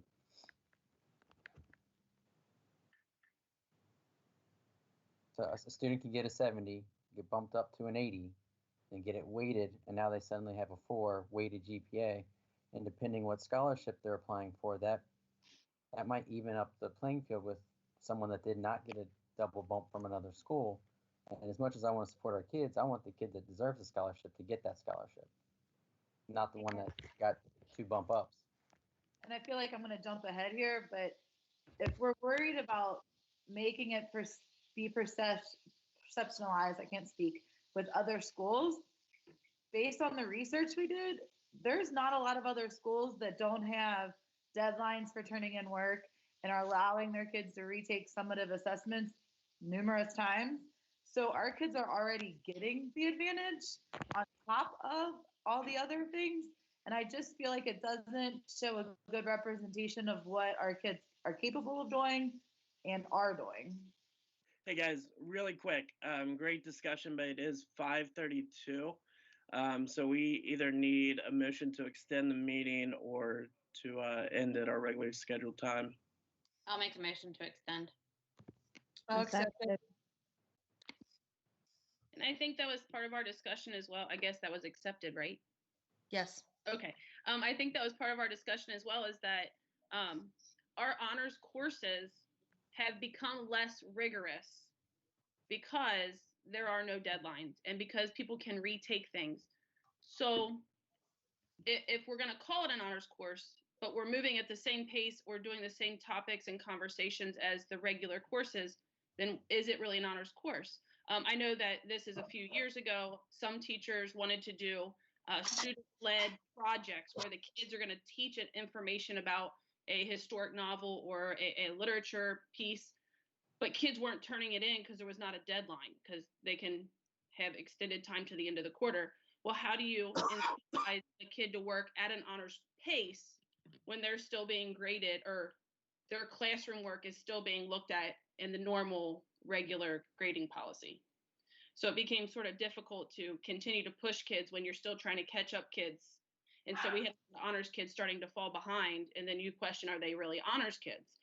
Well, their K-Prep score or their CERT score says they are, but they don't have the structure to keep pushing themselves. So that was part of the conversation as well. So I agree that I think that we have an issue with students not turning in assignments on time and taking advantage of that. Do you feel like if we were able to find a way to solve the behavior of what has become because of us allowing them to retake things, that would change how you recommended some of these things? Yeah, I think that would be a big part of it, because your honors courses then are dictated by your honors class teacher, who can push the kids and challenge the kids in different ways than they do the regular classroom. She no longer teaches here, but Anna Pardini tried to do this really in-depth, student-driven project where the kids teach each other, and then she walks around and keeps formulations as to how they're doing and if it's formative, summative. But she couldn't even do that because kids didn't turn it in on time. So then she had to readjust her entire thinking, which a unit that a kid teaches is going to be much more impactful to that child than getting it spit out to them by their teacher. So the challenging part started to go away from honors courses because there weren't these deadlines and you can't turn in late work on an honors course. We also saw it this year with our kids going to Gateway. They actually were sitting in Dayton classes doing Gateway work and ignoring the teacher because they literally looked at the teacher and said, I can't turn this assignment in late to Gateway. They won't take it. So I'll do yours later. So it shows how much of a devalue our classes became. And that course that they're actually working toward, which is college courses, they valued that and they knew there were deadlines and they got their stuff in on time. And they're like, we'll come back and do yours when we feel like it. So that was just sort of like one incentive to try to push the kids, is that we need some teacher control over what late work looks like and when our deadline's going to happen. And that was the next piece that we were talking about. So. Yeah. When we spoke with a lot of experts in the field of grading professionals, they had told us that it's really unethical to be grading behavior, because grades should be based on academic mastery, not on behavior.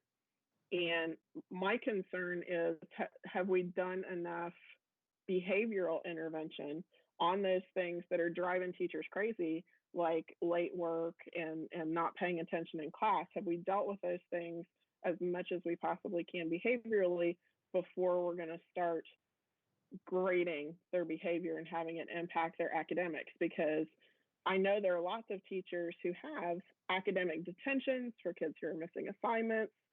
They do tutoring sessions after school, all hours of the day and night. But there are some teachers who don't have the time due to other complications or whatever to do, academic detentions and things. So I just feel like that's been kind of uneven. And is there anything else that we could try behaviorally? Because those are, late work and things like that, those are executive function skills that those kids are lacking. Those are not necessarily academic skills that those kids are lacking. So I'm just trying to figure out, is there any way to address behavioral problems behaviorally? Well, and that kind of goes hand in hand. I know you don't want to start off by saying that behavior should ever be graded, but it is hand in hand that if we can say, hey, you get suspended from school, you're taking zeros in the grade book. Well, ultimately, growing up, I wasn't going to get suspended because I knew I was getting 5 zeros for that week. So once a student realizes that, oh, I can act a fool because I'm going to fail this class, then all of a sudden your behavioral issues minimalize.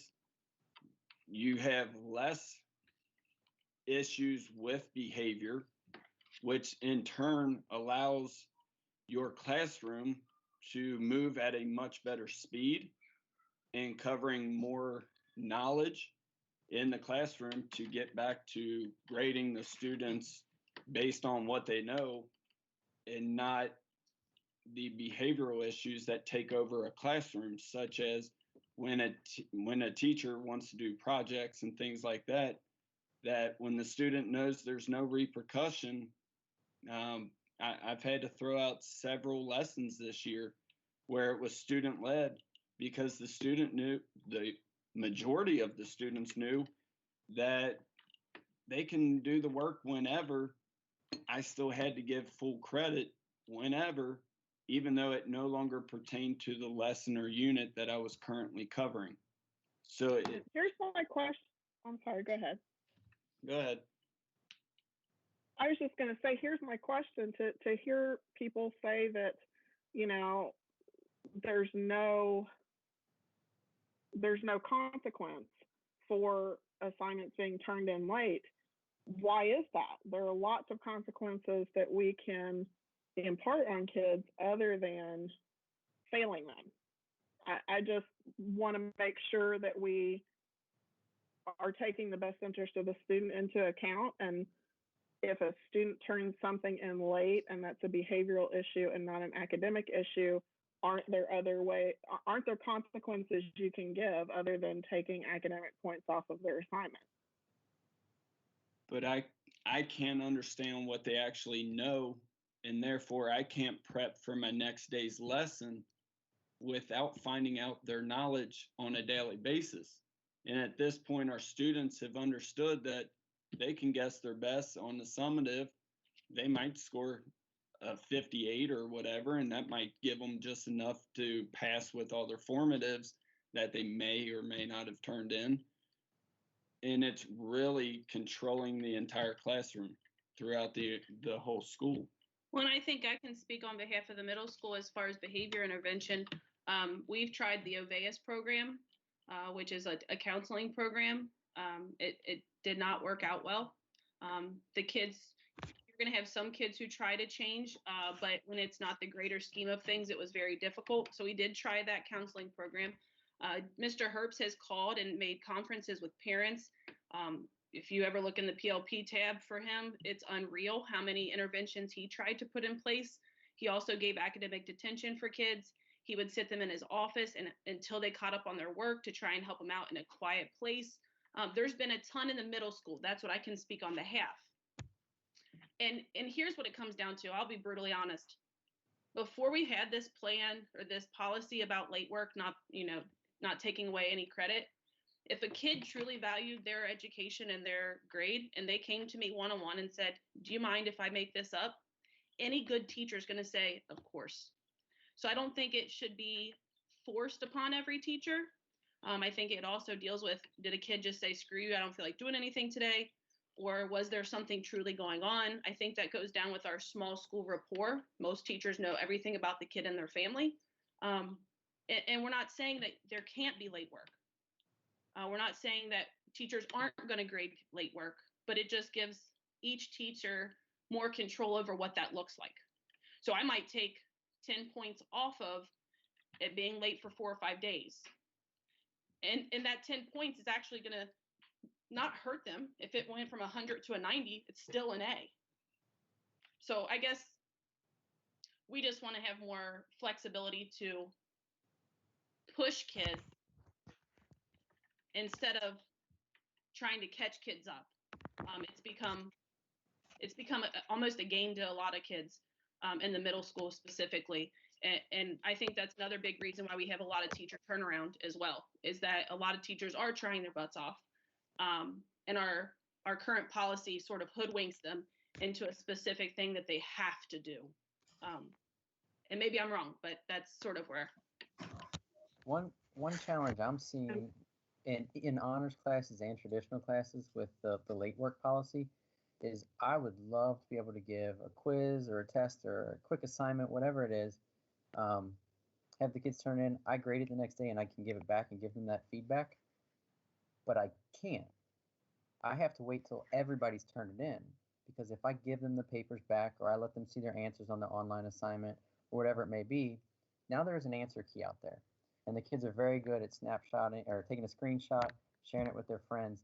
And so I'm unable, other than telling them their score, I'm unable to give them immediate feedback if there's anybody that hasn't turned in an assignment.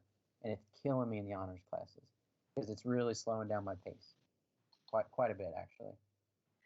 So if there was a change in policy that said they can't retake something unless they gave a good concerted effort on the first attempt, they have to take it the first time. They have to have given a good concerted attempt in order to be able to have that ability to retake. Does that help any of that? Well, and that goes back to the teacher having that autonomy, because any good teacher in the classroom knows that student, and they know that, man, this student, they tried their butt off. They did the formative assessments. Come on, meet me before, after school, either one. I'm going to work with you to make sure you understand that material. So it's already on that teacher to help out that student who is putting forth the correct effort to begin with. Does that make sense? Yeah, it does. I struggle because I agree with you that I think all good teachers would do that, but we do have teachers that absolutely refuse to let a student retake something because they've been told, and I can tell you, I've had one of my own children told this that they've spent their time doing the assessment and they should know it and they shouldn't have to go through and try to figure out a way to let them retake or redo something. And also like just not liking a kid for some reason and just saying, well, no, I'm just not letting you. I've had a teacher that outright said, your mom's on site base and I know what her ruling is on this, so you can't retake this. You want to argue it, you have to argue it up to them and have them make me redo it. So I agree. I think you guys should have I think that you should have the ability to make those decisions, but I also feel like we need to have some support and that all teachers should be like that, and they should not be holding accountable children for things outside of what's happening in their classroom also. And I would really hope that that's the minority. Just step in, just a little bit. If a student is flat out being told, unless there's a major change to policy here, if a student is flat out being told that they are not allowed to make up an assignment, doing the steps on a reteach, retake, and creating the contract with the teacher, everything that's currently in policy, if they're being denied that opportunity, unless there's a big change in policy here, please make sure that Mr. Myers or myself know about it because we will handle it. Well, yeah, I brought it up. I just feel like I could be completely naive. Majority of the teachers who have fought the good fight at Dayton High School, who have stuck around, who are working their butts off, they're the ones who are going to do it in a fair manner. And what you're speaking of is a very small minority of teachers. So I hope we wouldn't get penalized and be pigeon-footed into a policy because one or two teachers are sucking it up, I guess is what I'm trying to say. Because I'm going to help a kid get past a class or make up work or do what they need to do if the kid wants me to help them. That's what we're missing right now, is that teachers are overextending themselves trying to help every kid that's failing when they don't really all want our help. There's certain kids who want our help more. And so this policy is making us track down kids who unfortunately either don't have the support at home, don't have the drive, they have some of the cognitive issues. We have to find another way to help them while we're still focusing on the larger population that does want our help, I guess is a weird way to put it. And part of our research, not to cut you off, sorry, Fields, was talking with kids who have graduated recently within the last couple of years, and an overwhelmingly amount of them have said that they feel like we have not prepared, we, meaning Dayton High School, has not prepared them for college life because we offer too many things and we offer too many chances and and that's not reality for college. So they're not necessarily being college ready. Some of our better students that have played school really well didn't make it in college. And the ones that we've talked to anyway have said like, hey, we really weren't prepared because that bar was never set so high. I don't know what this would look like, but we've even discussed like having the middle school and then work your way up through your senior year, through your honors classes at a more of a hierarchy and make it a little stricter as you go on is something. But as far as our graduates, they're not loving this outside after they graduate. Mm-hmm.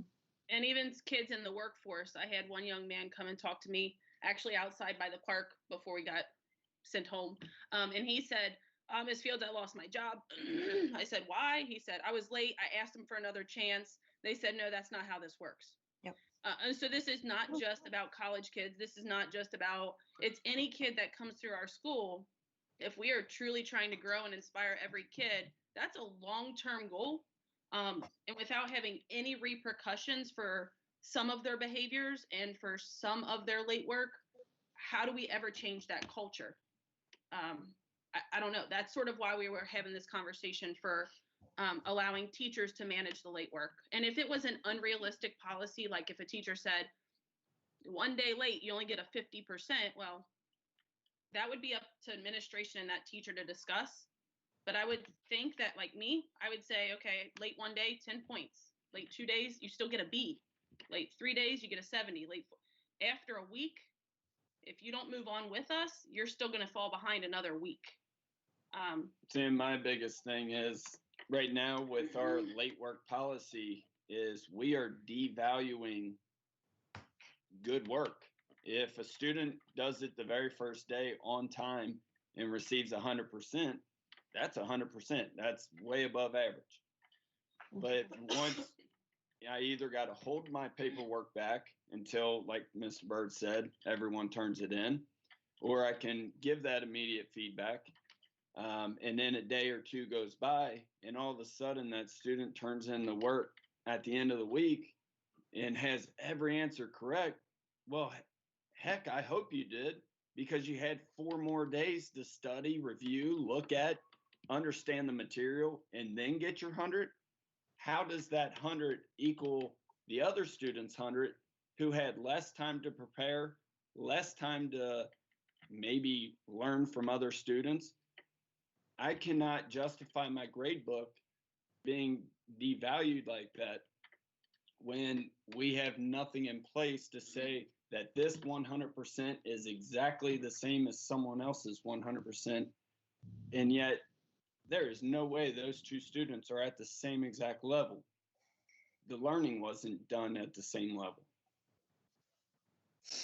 I have a quick question. One of the reasons that late work went into a more specific policy, when we addressed this a couple of years ago when the policy changed, it was more open and more flexible and more fluid, and we got a lot of complaints from teachers that they wanted it to be more specific so they knew what to do. So that's why it became more specific.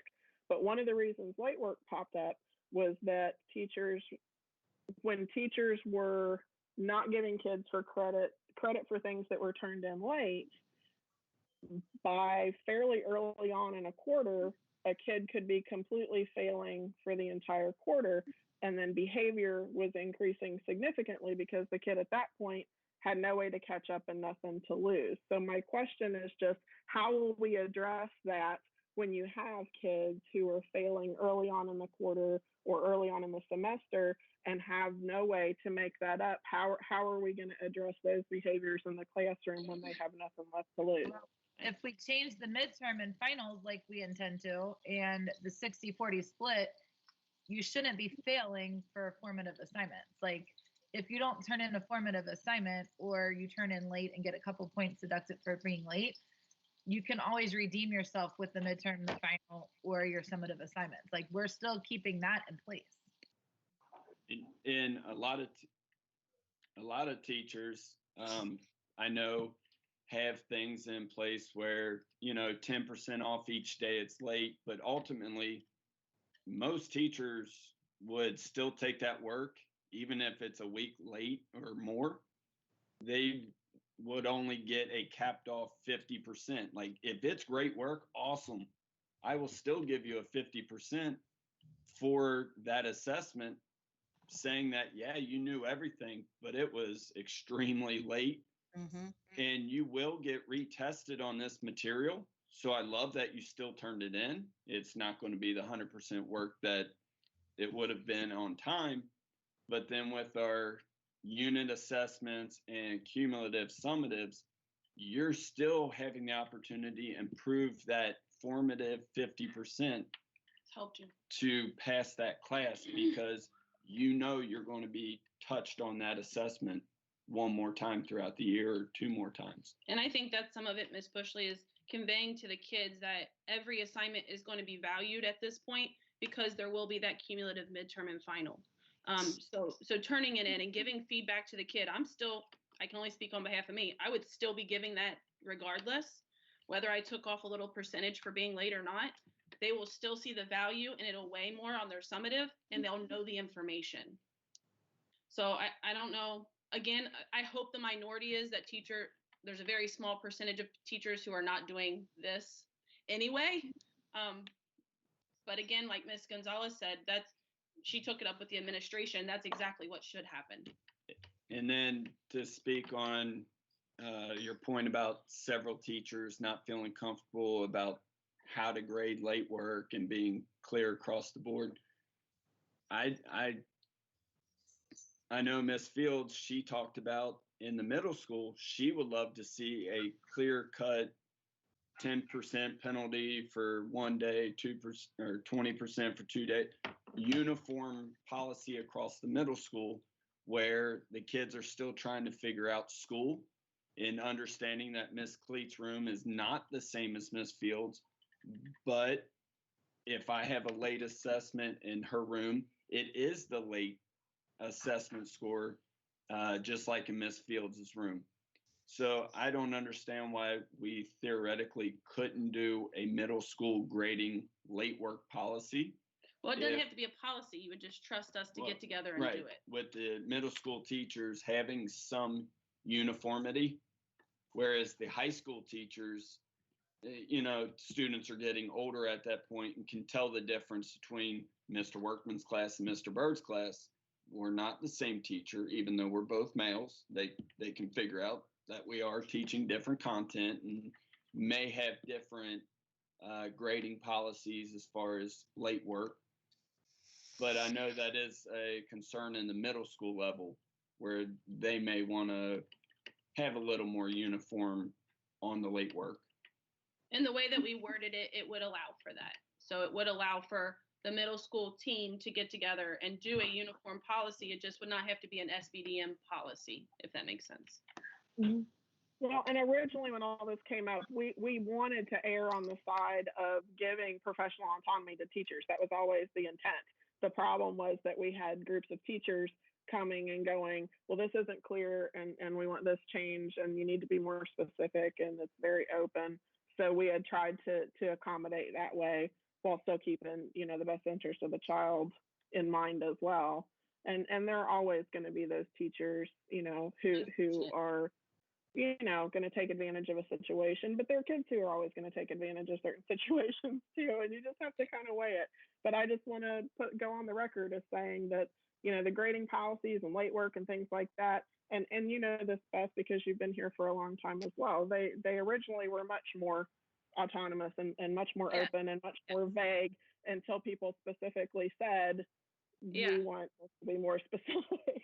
And I think one thing that would help also, Ms. Bushley, and this is sort of going off task just a hair, but Mr. Wolf has been doing those first-year teacher meetings for any first-year teacher into our district. That would be a very great conversation for them to have. Like, how are you going to deal with late work?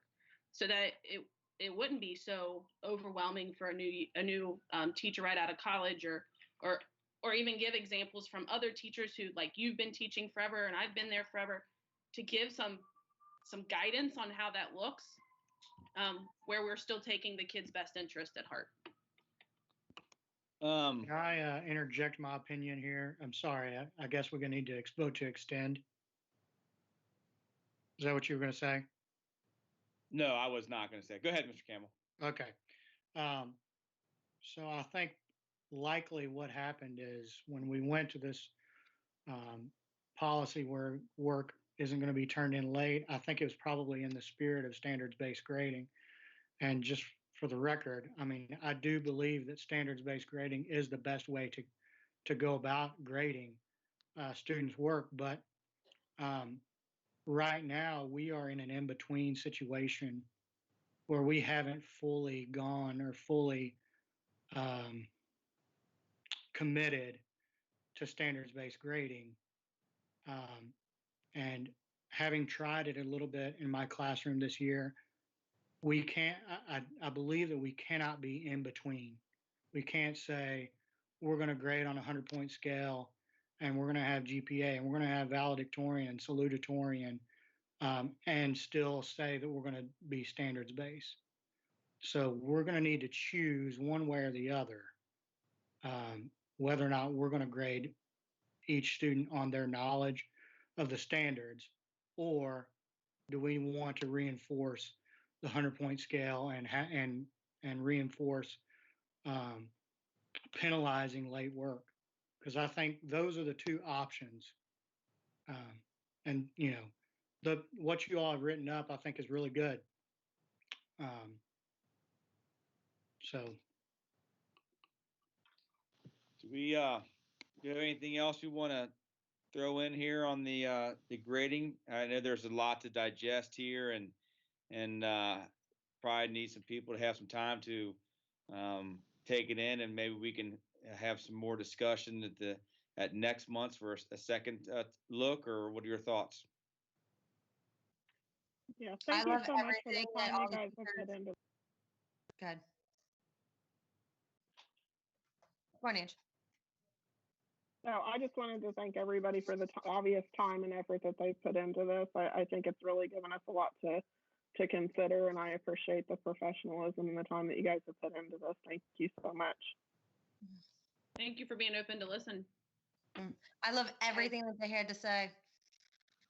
Because Nah. I see it with my kids here that they totally manipulate the situation. You got both of you two right there. Just you both have each of my kids. How many of you guys have my kids? And they become very lazy in the last 2 years, and they both know that they can manipulate and not turn things in. And how many emails I've already gotten this week, and it's only Monday with missing assignments, and they're not in a hurry to do it.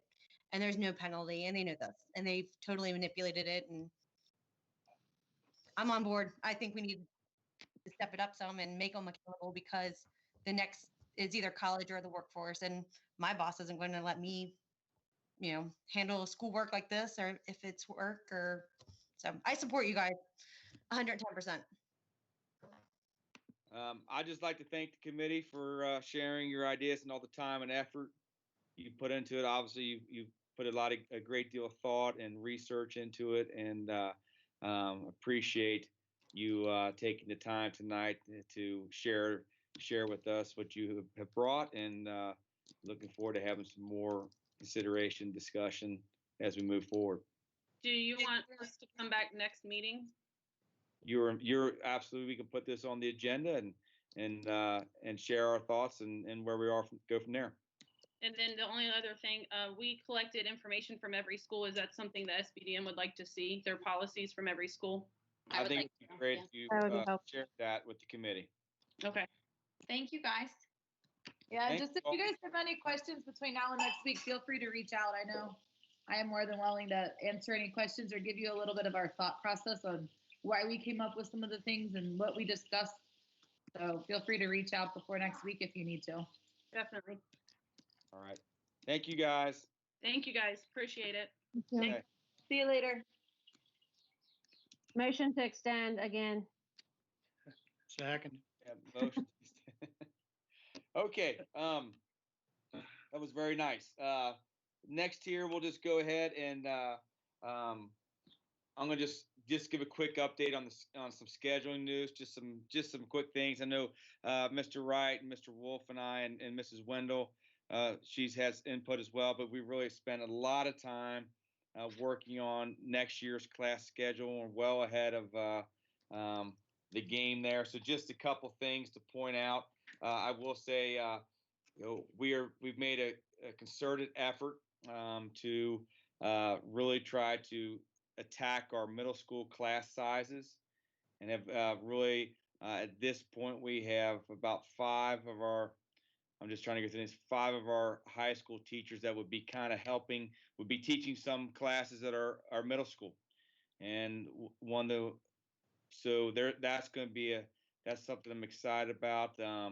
Trying to lower the class size in terms of helping, first off, for student achievement. That's number one. Secondly, I think it'll help a great deal with classroom management, and just feel like it'd be a much better way of utilizing our staff and resources in general. So we really have made a concerted effort doing that.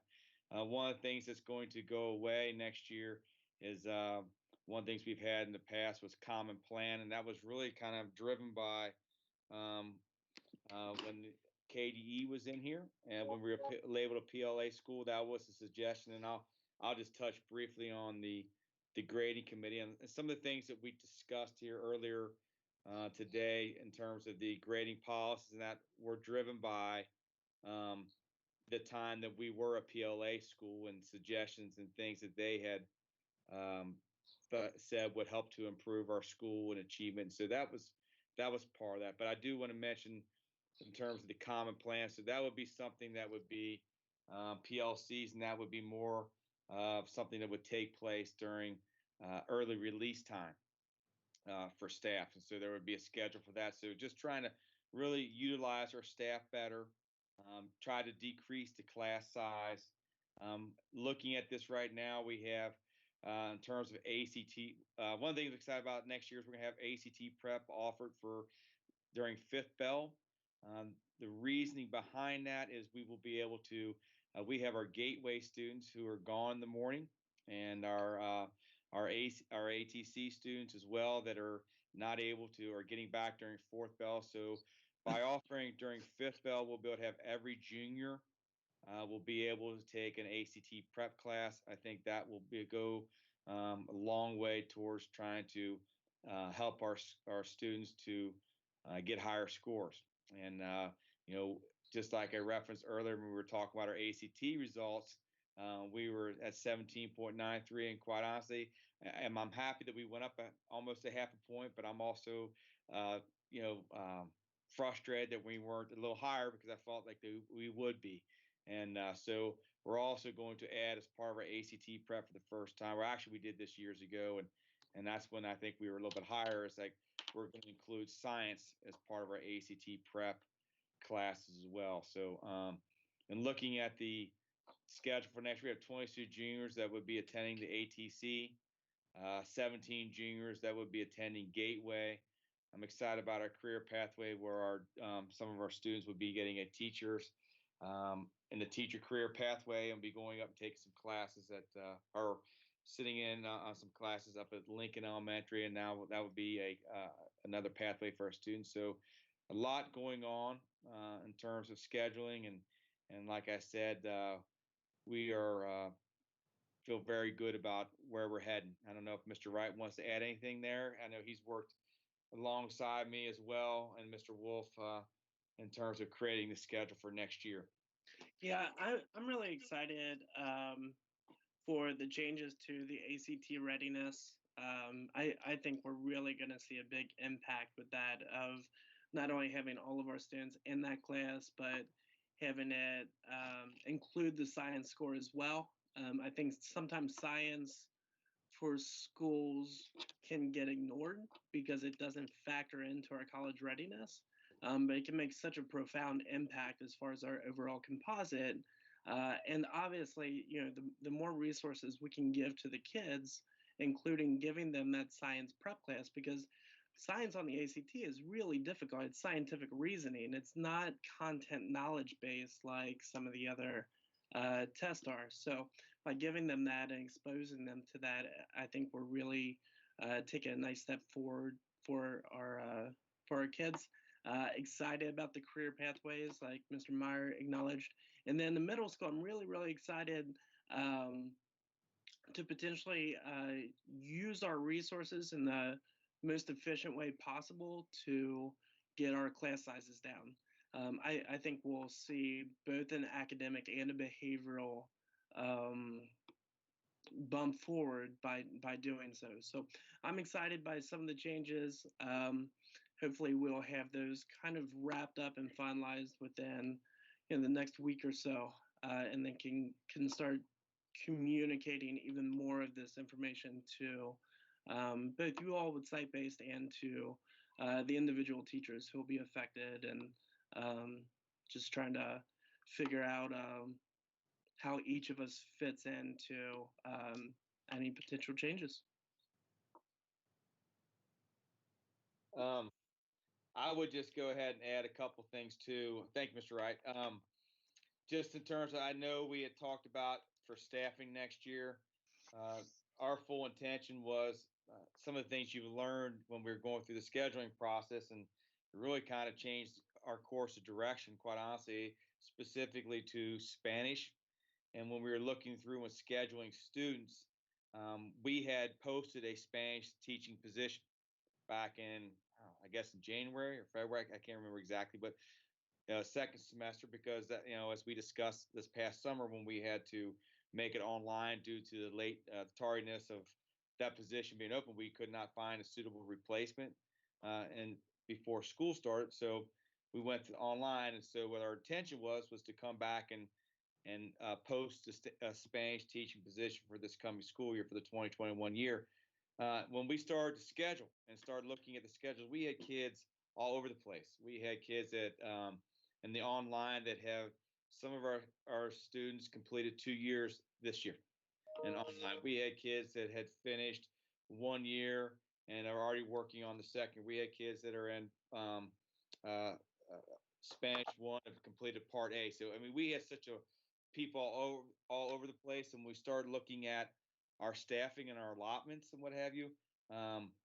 We thought that it would be best to keep the online for now, and then so we would not have to cut into other areas of our staff. So that I wanted to make everybody aware of that, and hopefully that makes sense to people. It doesn't surprise people. I want to make sure I communicate that.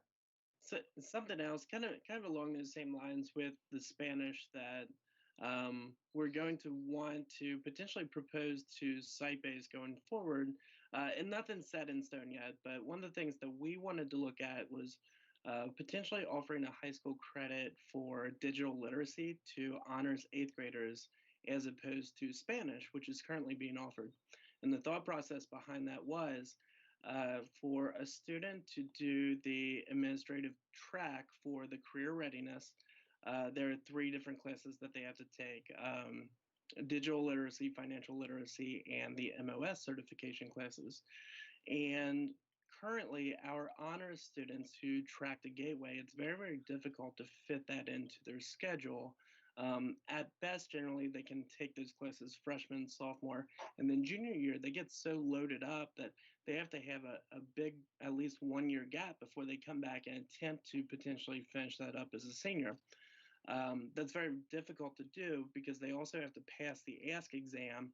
So taking that year off of classes makes it very difficult. So one of the things that we will likely propose and bring to council is looking at giving 8th grade honors students who are potentially tracking and projecting toward Gateway the opportunity to go ahead and do their digital literacy credits, where they could take MOS as a freshman, they could take financial literacy as a sophomore, and they could actually take their ASK exam and get career ready by the time that they're a sophomore in high school.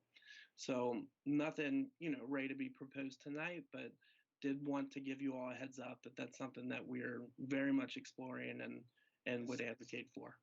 And that's a great point, Mr. Wright. And, something to consider, that is part of our college and career readiness. Is certainly a huge part of our accountability model.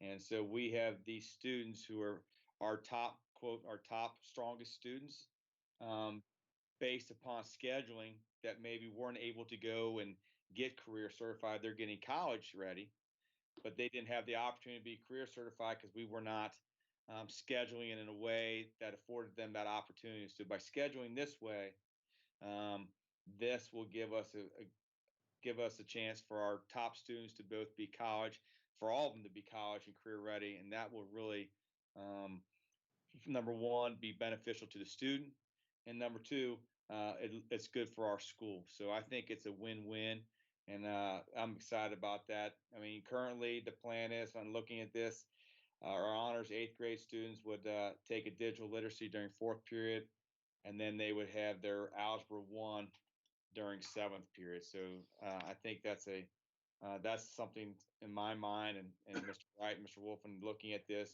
Mrs. Wendell, we thought was a win-win, and something that a change that we thought would be for the best. Thoughts?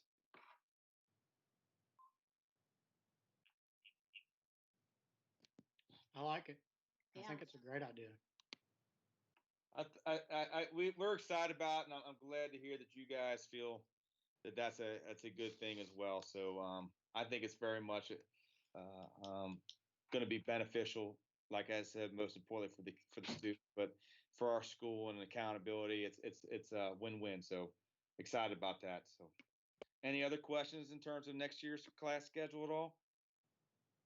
And I do think that some of the frustration from our middle schools teachers in terms of they have some very large classes, in terms of trying to give those kids the best opportunity to learn. When you can keep that 15 or less, and by moving some of our high school teachers into that and separating that, I think that we're going to see we're doing this with the intention of these students are going to be able to grow more because they're going to get more individualized attention. There's going to be less distractions, and I think that that goes a long way toward helping too with the culture and with the behavior issues, some of the things that we see, and I think that's going to be, I think that's going to be a positive change as well.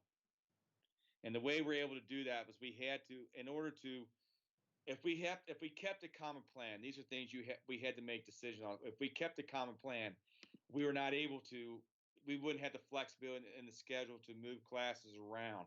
So then we wouldn't be able to do some of these things. So that was the driving force behind, okay, if we want to have the common plan, we aren't going to be able to do some of these things. So we thought, you know what, we can do our PLCs during the early release and things that nature. So this was, we felt the benefits were greater to do so than not to. I like it. I like thinking outside the box.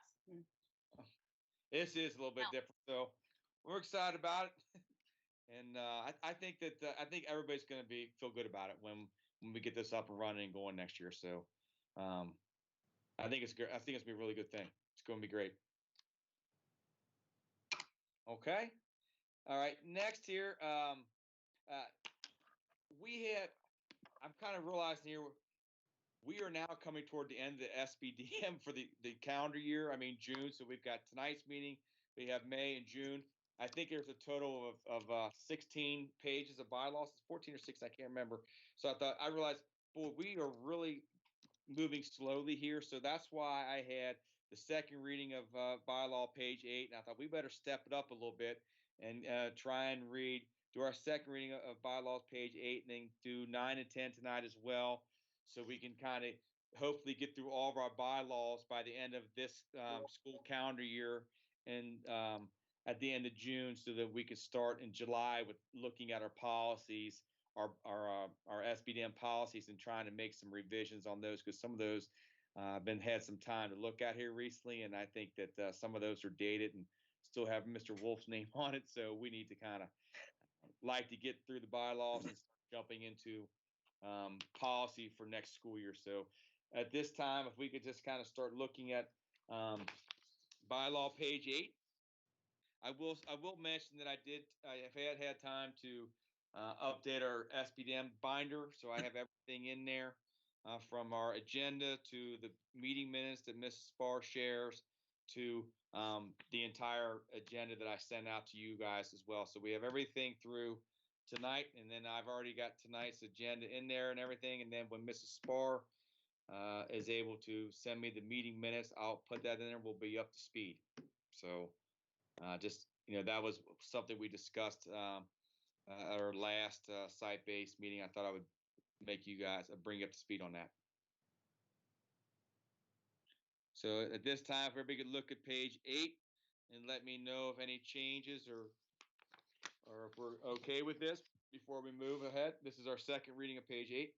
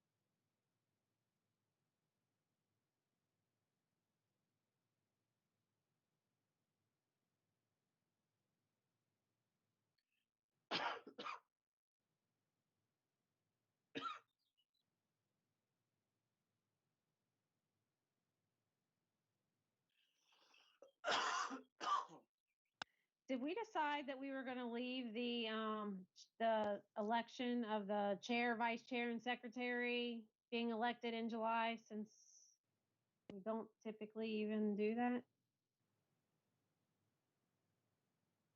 Oh, down I here. know we always appoint one, but I don't know that we've ever had an election of one. I don't recall us having an election of one, Ms. Gonzalez.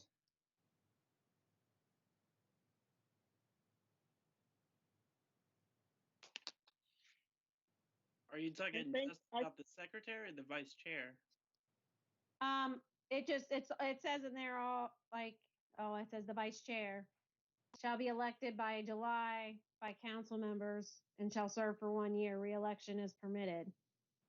I don't recall ever having an election of a vice chair. I know people have said, hey, you're doing this, or I'm going to do this, but I don't know that we've ever really had an election for one. It's been a few years. Got you.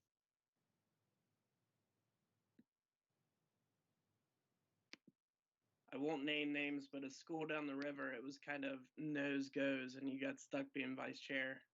Yeah, I think that's kind of how it is here. That's why we don't have an election. I'm just like, do we want to leave it in there saying we are when we're not, is my question. Don't they have large rats down there, Mr. Wright, at that school you're talking about? The size of a football or something, I heard. I don't want to give too much information that would really give away what school I'm talking about. Okay. We could just change it to say it may elect or appoint a vice chair. That works. So where do you want that put at the be Just say, after election? officers shall include chair, vice chair, secretary, vice chair, the council may elect Add another bullet. or appoint a vice chair in July. All right, so I'll add that bullet. So council may elect. Well, then replace it or take out the second bullet then. Yeah, just replace the second bullet. So say that again, Mr. Campbell. Replace the second bullet with what? Council may elect. The council may elect or appoint a vice chair each July to serve for 1 year. Re-election is permitted.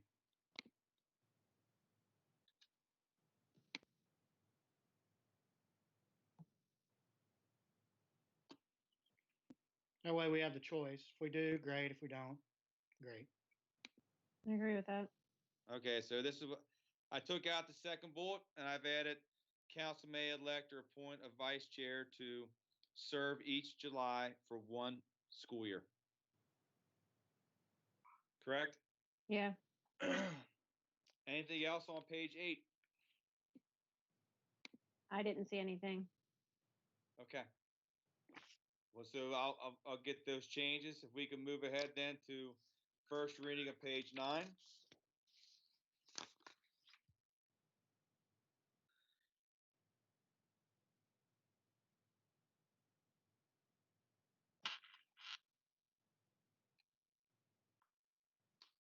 It looks like you'll need to make a change to Part C on page 9 as well. Okay, so I could just use the same wording I had from the Part A.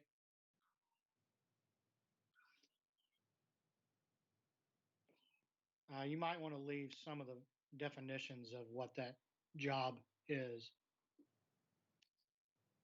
Okay. You just say a vice chairperson may be elected or appointed by the council. If so, the vice chairperson will act as a chairperson in the absence of the chairperson. Yeah.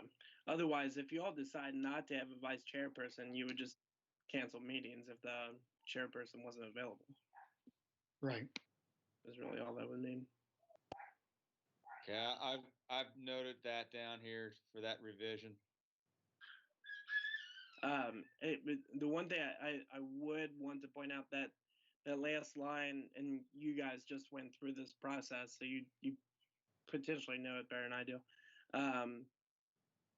Generally, that vice chairperson will serve as the chairperson if you're selecting a principal. Hopefully, Mr. Myers is going nowhere for the next decade. But just something to keep in mind. It doesn't necessarily matter. It just helps some councils to have that organizational structure when they go to make their principal search and hire.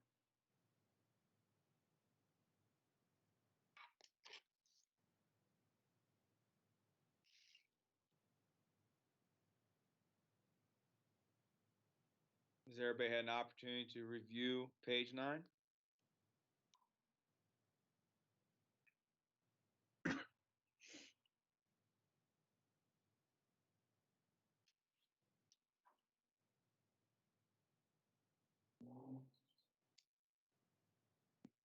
Is the Culture and Climate Committee still intact? Well, it's still in the teacher handbook, but I don't think that was not active. I don't think anybody took that over. Mrs. Embry, she really kind of led the charge on that, and then Mrs. Kors was part of that. So certainly I'd be open to having that. I think that's a nice thing. But we lost some people there, and then we did not have anybody step into that role. I think just as we move into we next, lost we one, would just have to update our committee, the committees that are listed here. That's all.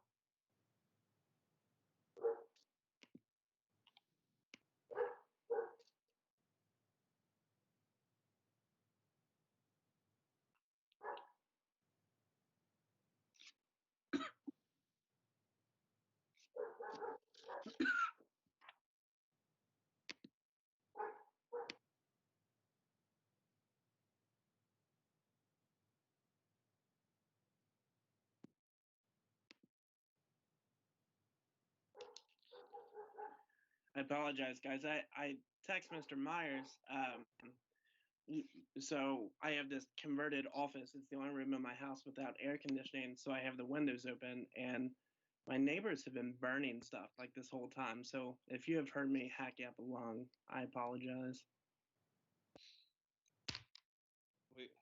We're all right with it, Mr. Wright. I'm probably far more self-conscious than anyone has noticed. If you could just go ahead and try and die quietly over there, please. Yeah, or everyone's really annoyed by it, but they're just really nice about it and have held back. Hope your neighbor's not watching this live. If they're both watching this live and burning whatever they are burning in their backyard, then well, if it dies out real quickly, then you'll have to know they're watching. There we go.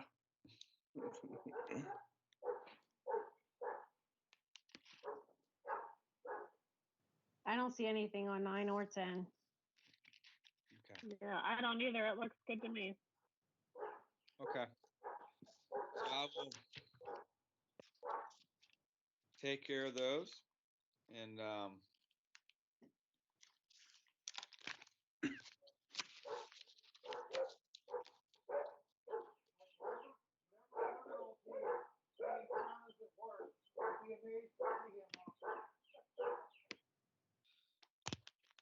okay. Last on our agenda is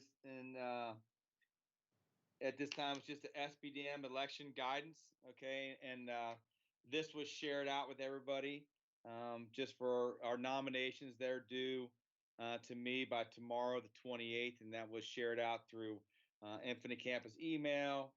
It's on our Facebook page as well. So I have 2 nominations so far. Then by what was shared, we have a sample ballot that will be distributed by Thursday, April the 30th. I guess I should go back here a little bit and say each of these is up for our teachers. SBDM positions are 2 years. Mrs. Bushley's spot is up this year. This is her 2nd year of serving. Mr. Campbell, Mrs. Getz were elected this past year, so they're ending year 1. Mrs. Bushley is ending ending year 2. So after 2 years, then we do elections. So nominations are due the 28th. The sample ballot will be distributed by this Thursday, April the 30th. Okay. Any questions? Yes. Oh, there you go. So we're talking right now, we brought up the grading policy and the request to change the grading policy. And typically when we are at the time of bringing on new council members, they're invited before they join, as soon as they're brought on. Is that something, like, will they be brought on to the next meeting where we're discussing this? Make a motion to extend. Yeah, my thought was, this would be seen, and if anybody has different thought process, or whatever, is like, the council that's currently in place would see through any through our hiring or our policy change up until the time that they're finished serving, and then any new potential person, because their vote so counts for now, so just like we have teachers who are not returning for whatever reason, their votes count in terms of whether they're coming back, or even if they're not coming back next year, they're still part of our staff. They count in terms of nominating teachers for SBDM for next year. So that's kind of my thought process there, and that's why I think that. Ms. Gonzalez, were you just asking if they would be brought in as non-voting observers, essentially? Yeah, as consultation to make the subject. I was just curious if it's going to be a bigger discussion next month because we're going to bring all of them in, or is it going to be combined? The current term, I believe, the last meeting of that term is the June meeting, and typically in the past, the current member and anybody newly elected both attend the June meeting just for observation and handing off information and things. And that's, I mean, I know it's a little different, but that's kind of how it went to when Mr. K did the June meeting. I was kind of with him during that. At least he was kind of training me, so to speak, and helped me get me started, so that starting in July, then it was for me to take over from that point, and that's how we would treat it. Okay. They're all open meetings, so anybody can come. Yeah, that's right. Good point, Brad. Anything else here at all before we adjourn? Hey, I have something real quick. I was just curious how we're going to do the voting this year, because I don't think we really have a policy in place for global pandemics. Is this something we need to decide on, or is that a Mr. Wolf thing, or? Mr. Wolf. Can't they just email it? Well, one of the things, when I sent out the last week's email, just kind of explain the process or whatever, I had to put on there to make sure that a notification that had been read. So that was a specific suggestion that was made. So he'll kind of guide me through this, and I think any questions like that, if you have, you could probably reach out to him and get his feedback and what have you there. Okay, good deal. Okay. What did you decide for Angela and I? Well, I don't have a printer here to sign that form. Okay. So And you told me to call Carrie, and I'd talked to her 2 other times, and she didn't really say anything. Could you email Mr. Wolf? Yeah. I would suggest just doing that. Okay. Are you talking about accepting of nominations? Yes. Because did she send you the email? For nominating a parent. Yes. That you just need to. They said it has to go through the largest outside school organization. That's why Carrie with the boosters and all. So that's why, just to reach out to Carrie Downer. Well, it's been sent out. I think we're asking about the signature. If somebody nominates a parent, you have to have a parent's signature to accept the nomination. So how in the current situation does a parent sign and accept the nomination so that you know that it's been accepted? And I don't have a printer. This is a challenge. Can't take one to work. Take a picture with your phone and send it. What if I just write Jen and show you like? I don't know if it's one of your kids that done that then. You know No, what? but I mean, that brings up a bigger handwriting? question. If there's other parents that actually do try to go for it. Are there Yeah. other parents running? I don't know that yet. I put it out there. I've ran unopposed for, this is my seventh, this will be my 7th year now, so I don't know. If you want to but nominate somebody, I know Mary Frohmeyer would be interested. She's your neighbor. You're like, Yeah, just so she's mentioned before. and going back and looking at the parent nomination form, it can be faxed or emailed. So it doesn't actually have to be the original signature. How am I going to scan it when I don't have? Well, okay, I can. It still doesn't. I don't have any means of printing. Do you? Okay. I accidentally threw away my printer cords. I kept the damn printer and I threw all the cords away. So. Okay. Can Because we it, not just print her off a copy and leave it at the school in the entrance area? I mean, I'm right here, so I can't print off. If they can print me off a copy, I can sign it. That's not a big deal. Any we can chance? print it at the school. Yeah. Okay. Anything else? I did. Motion to adjourn? Second. All right. Thank you, guys. Thank you all. Thank you. Yeah. Great See you night.